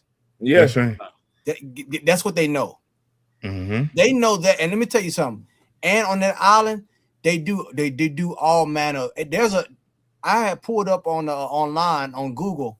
When you type in Horn Island, you go to they probably deleted it now, but there's a review on there where a guy said, "Man, yeah, this is away from the mainland, and you experience so much freedom here away from the U.S." It was some crazy thing he was saying, talking about you can drink, you can smoke, you can do, it's all kind of things they were doing on that island. Probably ungodly things on that island. But they get away, they go there because it's secluded. You see what I'm saying? But what you're saying is two different. That Gulf Coast is like in a bubble. Like the Gulf Coast thinks they're better, like you said, the Delta and the main up in Mississippi, they feel like that they are more progressive. Right. A lot of money, a lot of lawyers down there, a lot of, Ocean Springs is a well-to-do place. A very, very well-to-do place. Beach houses, all that. Just like you bring it out, Cap. And it's they kind of look at themselves like that we're better, we're more progressive. And I guess the Lord showed them that you're not as progressive as you think. Because I can guarantee you that judge know the governor. Yeah. They're good, and the governor know all them of sheriffs and all that stuff down there, and ain't nobody in handcuffs right now. Nobody. Listen, the judge, the governor, the sheriff, they was all in school together, just like Warren and all of them. They all just the same thing. I know what you did last summer, nigga. They all together, just like how these boys and these girls was all together. That little girl who probably was fucking Warren or giving him fellatio or whatever they want to call it. In 5 years when she graduated college, she ain't going to even remember Nolan. Yep. They know that. They know that they could make him disappear and they'll win her because they win her for life. And you know what we did, let's not talk about it. My mom will make it go away. The coroner will make it go away. And I'll just go on here and talk about Warren. And to your point, Kahan, that you was talking about how even just like you go to a foreign country, the language is different. You know, even amongst the Latino tribes, you know, the Spanish would be different from Spain to Mexico. Where, as you say, how he talking, the best way to really understand the context of how Warren is talking is this video here. And some of you all done seen this already. And just listen to it. That you can articulate and how do you're able to hear? you place the racism and the slavery within that? I do. You know, and it's funny. I feel like the South is almost less prejudiced because Black folks played such an integral part in our lives. They were like our family. Oh. You understand? Like this is it's more. But just like how Nolan, you know, he was always welcome. He always trying to come. He was like one of the guys. He was like family. And it's just like what Captain Khan's saying. It's the culture of the South that was well preserved through Jim Crow, through segregation, through the Mason-Dixon. This is like you go to another country, and this is just how it is. It's like they ain't racist. This is just how it is. Right. Go ahead, Cap. Yeah. No, to add to what you're saying, I mean, I sit down here thinking it's almost like this is his slave master's son talking about his slave. Yeah. That he was close with. Yeah. That's what it sounds like. We all love John. We all loved John when he came through and he would cut the grass and he would come through and grab the hay. Man, we loved him. Yeah. Talk about they slave, you know. They love their slave. Come on, man. Listen, and this video going to fully crystallize. Let me play a little more. And we didn't see ourselves as being prejudiced. Do you feel how is it now? How do you feel race relations are in the South these days? Well, I think they're pretty good. I think they're good, but you know, it will take a long time. It will take a long time to completely be gone, if it'll ever be gone. You didn't have any words to explain this to them. Yeah, boy. This is an old white woman who done made all her money off of slavery. All her money off of Black people. Listen, she gonna go on to say something here. Go ahead, cuz I'm gonna play it after. Go ahead, please. You said like, okay, she's saying, and let me tell you, and this is textbook white people here in the South, especially Mississippi. Like when she said something that was heavy, she said, we didn't see ourselves as racist. We did, and see, this is why this whole case, they need you to use their eyes, not yours. Yes. They need you to use. That's why everything, the audio, it don't mean nothing. It's not what you thought. Use my eyes, use my ears. There's an element of narcissism in this as well, not just racism, but some narcissism in this. Like it's some psychopathic, the relationship, how you have this endearment, but yet this servitude to you. Like it's almost like we embrace them but the embrace only goes as long as you're obedient. Yes. That's the difference. Yeah. That's where the clash happens. I don't see myself as racist until you say something is wrong with it. Because who are you to tell me who I am? And that's probably what happened on the boat, Cap. Yeah. That's probably why he has to say, what did he say? Nolan always tried to come. He was always welcome. Maybe that's what the argument was about. Just like Carmelo Anthony under that tent. You ain't supposed to be here. It's just that. Remember, Carmelo ran away from the tent. What Nolan was going to do? Swim back to the mainland? Right. Let me play a little more. Who knows? I think we're all prejudiced against one something or another, and I think black people feel the same prejudice, you know, that white people feel. But I have a young man in my life. This devil here bringing back memory. Let me tell you something. This type of devil here, and listen, and they try to listen. So they try to square it off. Well, black people are prejudiced, white people are prejudiced. Let me tell you something. But there's a difference between racism. That's right. We have a right to be prejudiced, and really, as a right to be prejudiced because of what you've done to us, you devil. Like, but there's a difference with your prejudice. Your prejudice plus power that you have can take away black people's food stamps in the state of Mississippi. That's right. It can take away our opportunity for education and federal dollars and health care. Right. How many places in Mississippi that's rural that you got to drive 30 miles to get to a hospital? Are you kidding me? You damn near got a food desert if you don't have your own garden. Yeah. Right. Y'all on boats. We in the ghetto. Come on, y'all, man. Y'all on private islands and what's that place called? The Rock Park or something? Or the miles of boats. You know what I mean? But y'all racism. Yeah. With your not racism, capacity, prejudice, Salaki. Yeah. You gotta use the politically correct prejudice. Oh yeah, the white woman knows. No, I'm gonna say that video I sent you. It will drive the nail in the coffin. I'm gonna cue it up. I'm gonna cue it up next. I'm gonna cue it up right now. Next, let me get the rest of it. No, y'all done. This next part here is gonna blow your mind. That white people feel, but I have a young man in my life, and his name is Hollis Johnson, and he's black as that board. Isn't he here? Stand up, Hollis. Hollis, hi, Hollis. Ward. And he's black as Bring out that the dog. board. Isn't he? Bring out the dog in the back. Come on. And his name is Hollis Johnson, and he's black Hollis as that is here, board. isn't he here? Stand up, Hollis. Is Hollis here? Hi, Hollis. Michelle, that's Come out okay, here, man. Holly.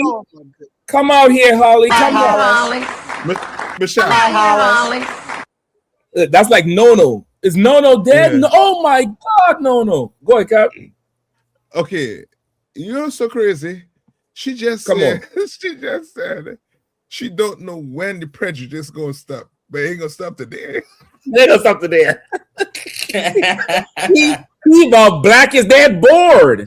Come on, Holly. Come here. Come on, Holly. Listen, all she had to do was slap the side of the chair. Yeah. Like she had tapped that chair leg like you call a dog. Come on here, Holly. That's how she called him. Look at her. Come on here, Holly. Come on, you don't like it. I can't. I'm gonna break the computer. I can't do it. That bitch said black as this board. Look how black the board is. Look how black the board is. Come on, man.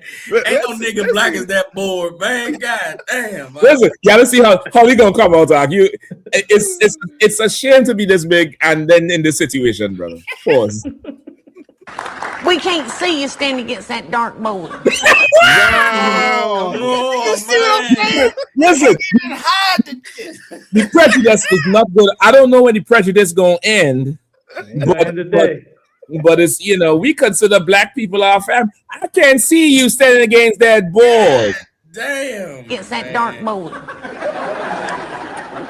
Welcome to New York City. All right. Welcome to the South. No, you see? That's the same thing Kahan was saying. The crowd is like, oh, the host, she said, listen, welcome to New York City. The bitch is in New York City. She said, no, welcome to the South, because this is normal in the South. Exactly, Cap. This is normal. Cap, it's the reinforcement of their superiority.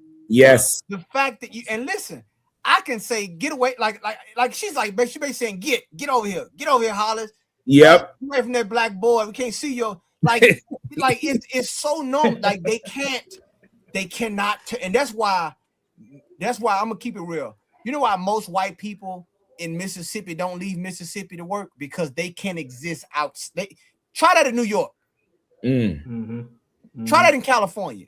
Yeah. Chicago. Try that in Chicago. LA. LA. Like take that because they have to be here because this is they're comfortable here. They can joke like this. To experience the full whiteness. Right. To experience the full that's why I say it's like a Confederate time capsule and the Twilight Zone all in one. Yeah. And it's like they can say things. You be like, where you get that, man? What's up with that, man? Oh, I was just joking. It's not a joke. Yeah. It's not like you talking, you know what I'm saying? Now, if you joke about the Confederacy, they get upset. You say, well, you know what? Boy, they showed it, they showed it whoop Robert E. Lee ass. They showed it kick his ass, didn't they? You know what I'm saying? Y'all came in second. They ain't gonna like that shit.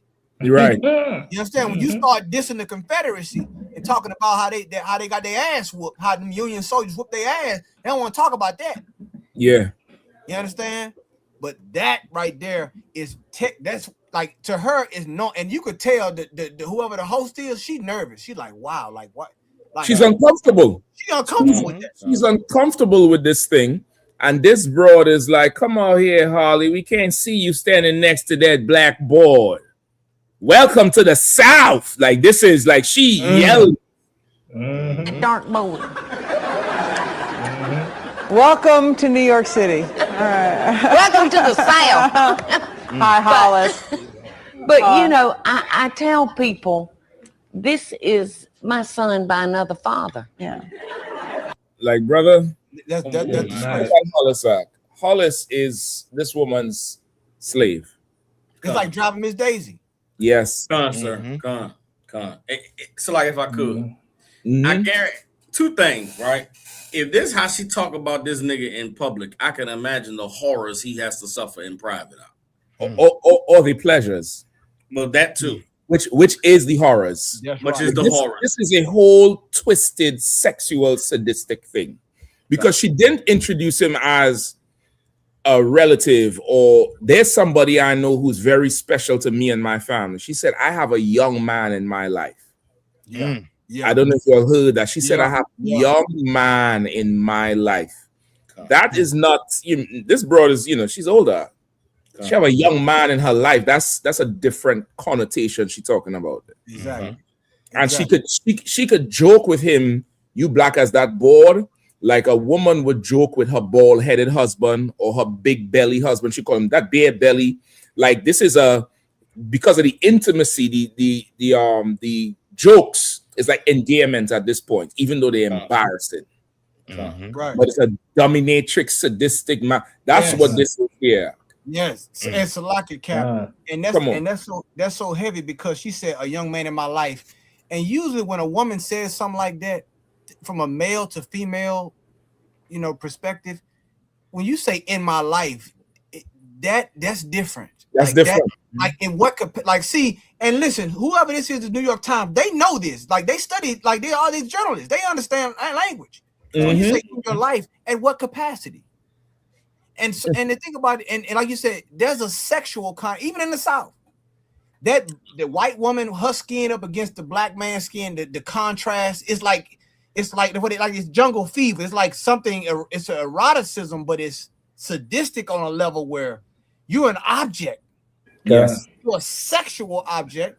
You're an object in whatever capacity: work, labor, sex, whatever. And everybody know, and that's one thing in the South that's one of the deep, dark secrets. But it's gonna be revealed as more and more as time goes on. Like this cat here, like she's like, it's like driving Miss Daisy. But see, that's what when you hear Governor Tate Reeves said that they coming out here stirring up problems, we're talking about Al Sharpton and Ben Crump trying to, how they the talk is like we are at peace down here. Y'all stirring up trouble.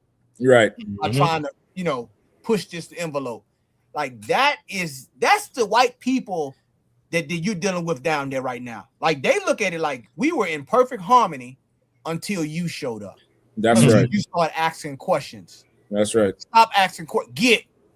And if I could say something real quick, and it's a like a buck breaking type of fetish as well, because I witnessed it in person one time when I went to Jackson, Mississippi. Right. And I was in the grocery store, and there was this big, like damn near 7 foot tall brother with pushing a cart, but he was like hunched over. And then a devil came out, and then he started in front of everybody, but I guess nobody was noticing it. The devil started checking him and telling him to do some stuff, but the way he did it was like textbook, looked like slave scene. Like he had his hands on his hip, he was pointing. He's like, "You need to get this, and that." And I couldn't hear what they were saying, but the body language said it all. The body language said it had all the whole spirit of buck breaking, dominating the brother vibe was all over it. And I was, everybody else was like it was nothing, but I'm looking at this like, what the fuck is going on? Yeah. Am I like in the 1840s or something? Like he just, you know what I mean? Because you don't yell at no brother at no slavery. You know what I mean? In front of everybody. That's you damn near asking for a fight. Unless you about black as that board. Yeah. Or black as that board. Welcome to the South type. Right. And Salaki, that means now that shows you that everybody out there that you can understand that they see color. Yes. Remember that. Remember this video when you want to talk about don't see. She knew, and she compared that board to him, to her a friend. Her friend who she loves so much. Who she loves so much. And she says is a son by another father. All kind of bullshit. Bullshit. Get away from get away from that blackboard so we can see you. What in the hell? This is what you are dealing with in the South. Thank you, Captain Mashak, for playing this video. Listen, this video etched in my mind. I remember Commander Hannah broke this down when Paula Dean. This is Paula Dean. She was a famous, like almost a Martha Stewart type broad. And there was some old racist thing came out with her. I forget what it was. Boy, and she went and the general pulled this video and he was explaining like, so these white devils in the South, we like the dog, like a dog that you buy for your firstborn. And when the last child is an adult leaving the house, the dog is still there. And then one day they hear that Rex died. And they all come home 24, 25, 26. Because this was the dog that was there in their childhood, and they mourn Rex, but Rex was a dog. Rex was not a human being, and that's Nolan, and that's Hollis, and that's that Tatum cat, and that's how they see us as their rightful property from their manifest destiny, or their what's the other one? Where they is manifest destiny, where they have the right to win. They have is their God-given right. Yeah, this is that whole thing there, and it's ridiculous. Like I say, after this, you don't have one-on-one time with your kids to explain the dynamic of life and where they should be and where they should not be. You would have failed your children. You would have failed your. It's damn near like you would identify the dope boy on the block, like how you would say this type of person stay away from, that type of person stay. You now have to, indoctrinate your children that these oppressors, aware with them. What's the ratio? What's the ratio of white to black? We all going where? What state? Nah, we'll do something else. And then you have to get creative now, because if you're going to stop them from what they're being invited to, you have to provide an alternative to replace the fun. Don't just cut them off and say they ain't going there. Plan something and go introduce yourself to the other black parents and Latino parents and meet the kids. Spend some money, buy a gift for the little boy, buy a toy truck for the boy, a little doll for the girl, and then get them together. Foster the relationships that will not make anybody's child drown. And then we'll all pull away from them and they will drown themselves. Warren would drown Craig, and Craig would drown Cody. And Cody would drown, kiss Kristen, and they'll just drown themselves. But we're going to get away from them, man. Salagi Cap. Come on, please. That last part you just dropped was so heavy because if we can get away from them, you'll be able to see that, like you said, okay, if they're black, if Nolan Wales wasn't around them, we'll be hearing a story, or we might not hear about it, but there will be a story about how one of them girls was raped. Yep. Yes. One of them white girls was raped. And Yes. I mean, you can't put it on us because we wasn't even around. We You know what I'm wasn't. saying? Like you said, that the devil is going to devil. You know what I'm saying? He's No matter what. the No devil is matter going to what. devil. And our problem is we just too close to him. We too Yeah. close. And we should, like, that brother should have not been there. Like, that should have been a picture of some white girl where he's sitting, and we just be hearing about how these white boys terribly raped this poor white girl. And it's like, and he's like, well, that's, you know, that's that. What we having for dinner. That's what they, that's their culture. You That's know, their but culture. That's what they do.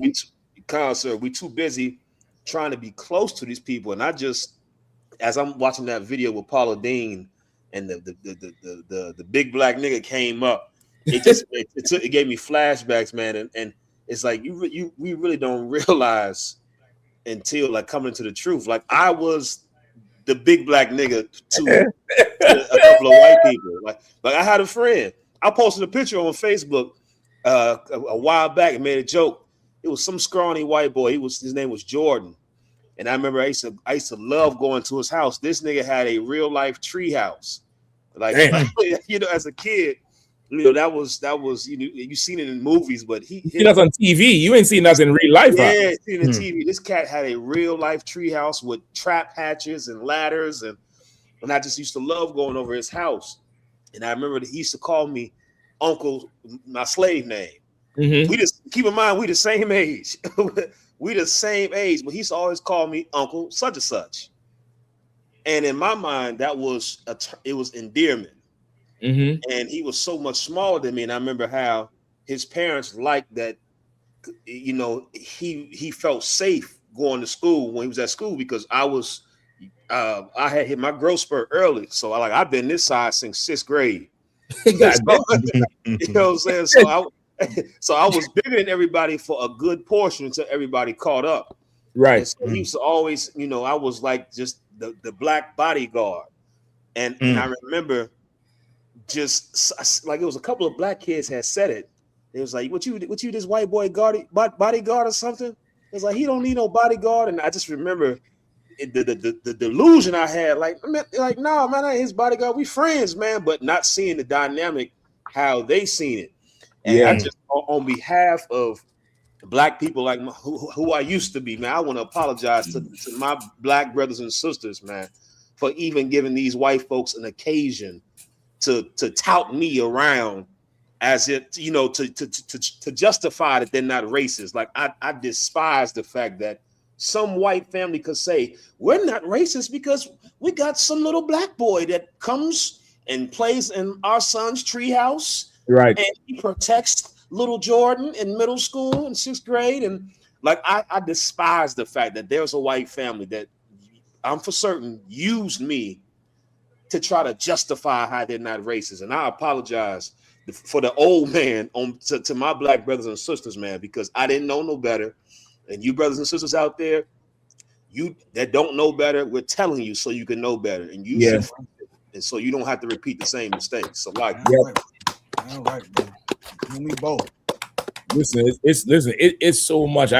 We gotta wrap up on because of the time, Akim, but there's so much with this story, and there's a few we ain't touch on. We ain't touch on Cameron saying we are not African. I wanted to touch on that one, and that fool Vic Mensa. I can't stand him. Once I found out he was ham, that was it for me. We ain't touch on the whole with Usher. Usher done made that whole popular. Usher did that thing about, I want to say 20 years ago in Trinidad, brother. He brought this big booty girl up on stage. I've never seen this bitch before. Launched this bitch career. Usher came to Trinidad, did the same thing, brought the broad on stage. Nobody ever saw this broad ever before, but she was from Trinidad, launched her career. We had to talk about that whole pimping culture.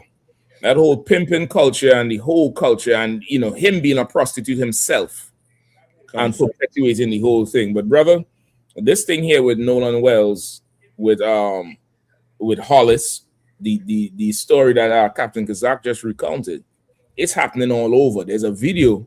I'm gonna leave you all with this. You all could look it up. There's a video of this sister in UK meet some devil on an app like how Tinder is, and it's like a running app, I think. And they meet up and have jogging dates. And he met the broad up, and the devil said, "Let's go run. I'll show you where I'm going to kill you." And this, for some reason, the bitch is filming the shit. I don't know. I thought the shit was staged.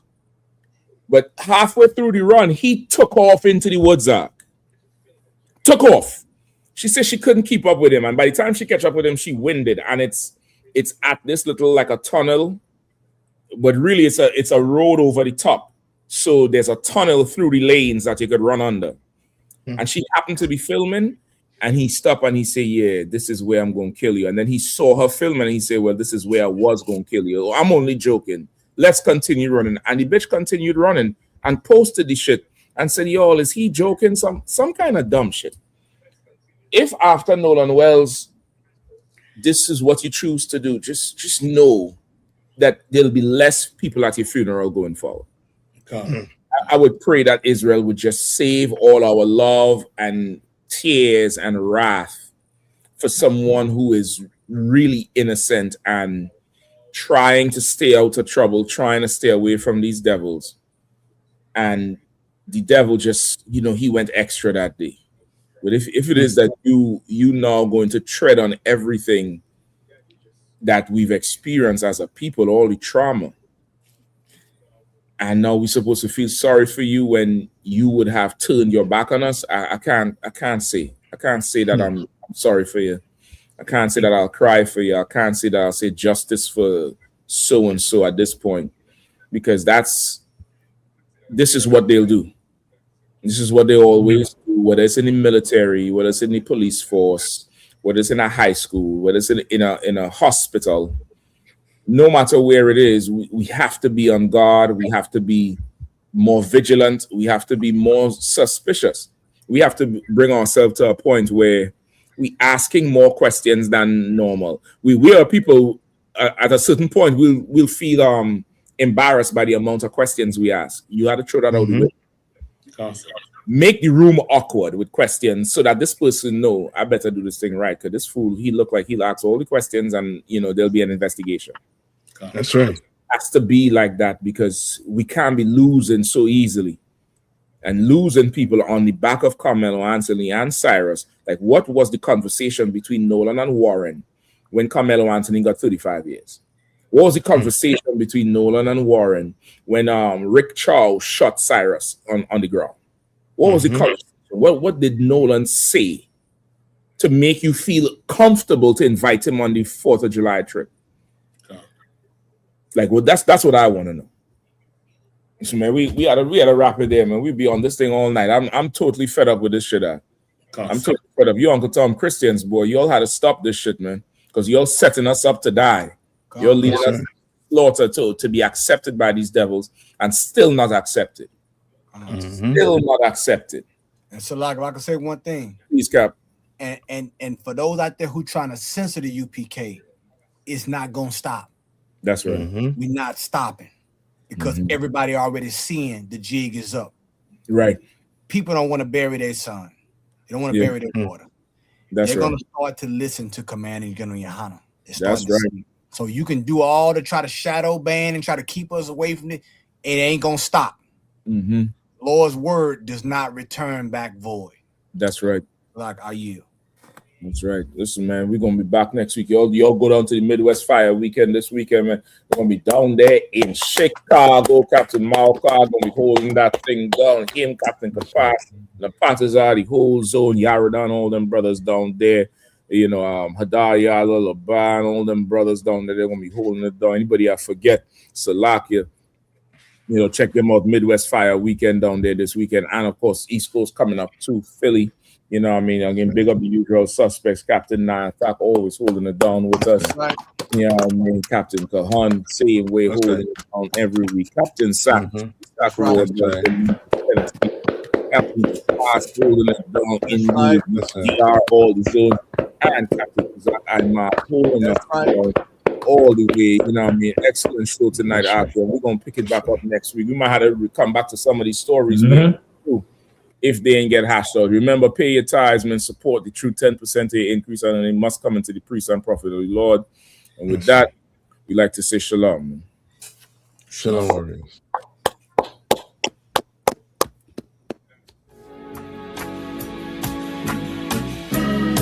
They killed, give me Isaiah 14 and 21. They did the same thing to my people. So you said that they put millions of my people. Should a murderer go to jail for murdering? Absolutely. Should a thief go to jail when he steals? Absolutely. Should a robber pay back the money he robbed? Absolutely. So why shouldn't the white man pay for what he did? That's right. That's right. One day you'll see just how it feels. Payback is a dog. It's a dog. Payback is a dog. It's a dog. Payback is a dog. It's a dog. Payback is a dog. It's a dog.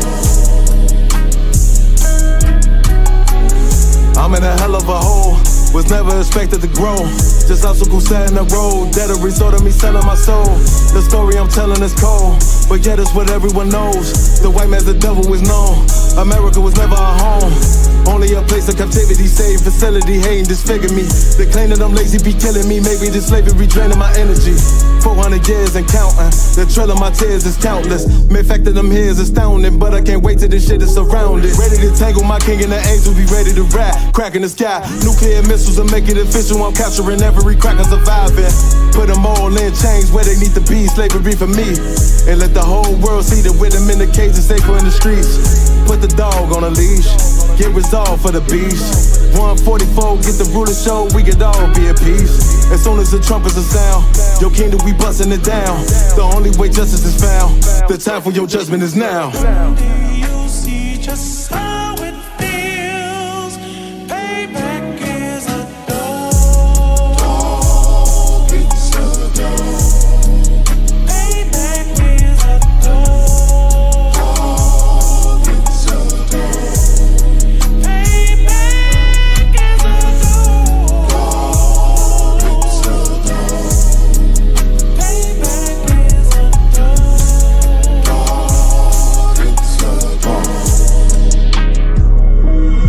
Look, ain't no remorse in my blood, Slim. It won't be no compromise. Now it's time to feed the worms. Watch his body turn to flies. I clutch iron while you trust the lies. The next Glock I buy gon' be Gen 5. I get it customized. And sending shots off like farewell. Praying payback come back around like a carousel. Still remember your Honda's words ringing in my head like bells. Said you in this body, you fit the Lord, fuck the cartel. Triangle choke, apply pressure to the game like I did Von Dale. Payback's a bitch in a dress, she a bombshell. Revenge is served cold, I just hope they make an oxtail. Glock fresh out the box, I swear it got that new car smell. Made myself a target in a world of mad shooters. Devils design fire for our babies to pass through. And the day of our king's reign, I'll be overzealous. They bought my jealous, I bought brand new Parabellum.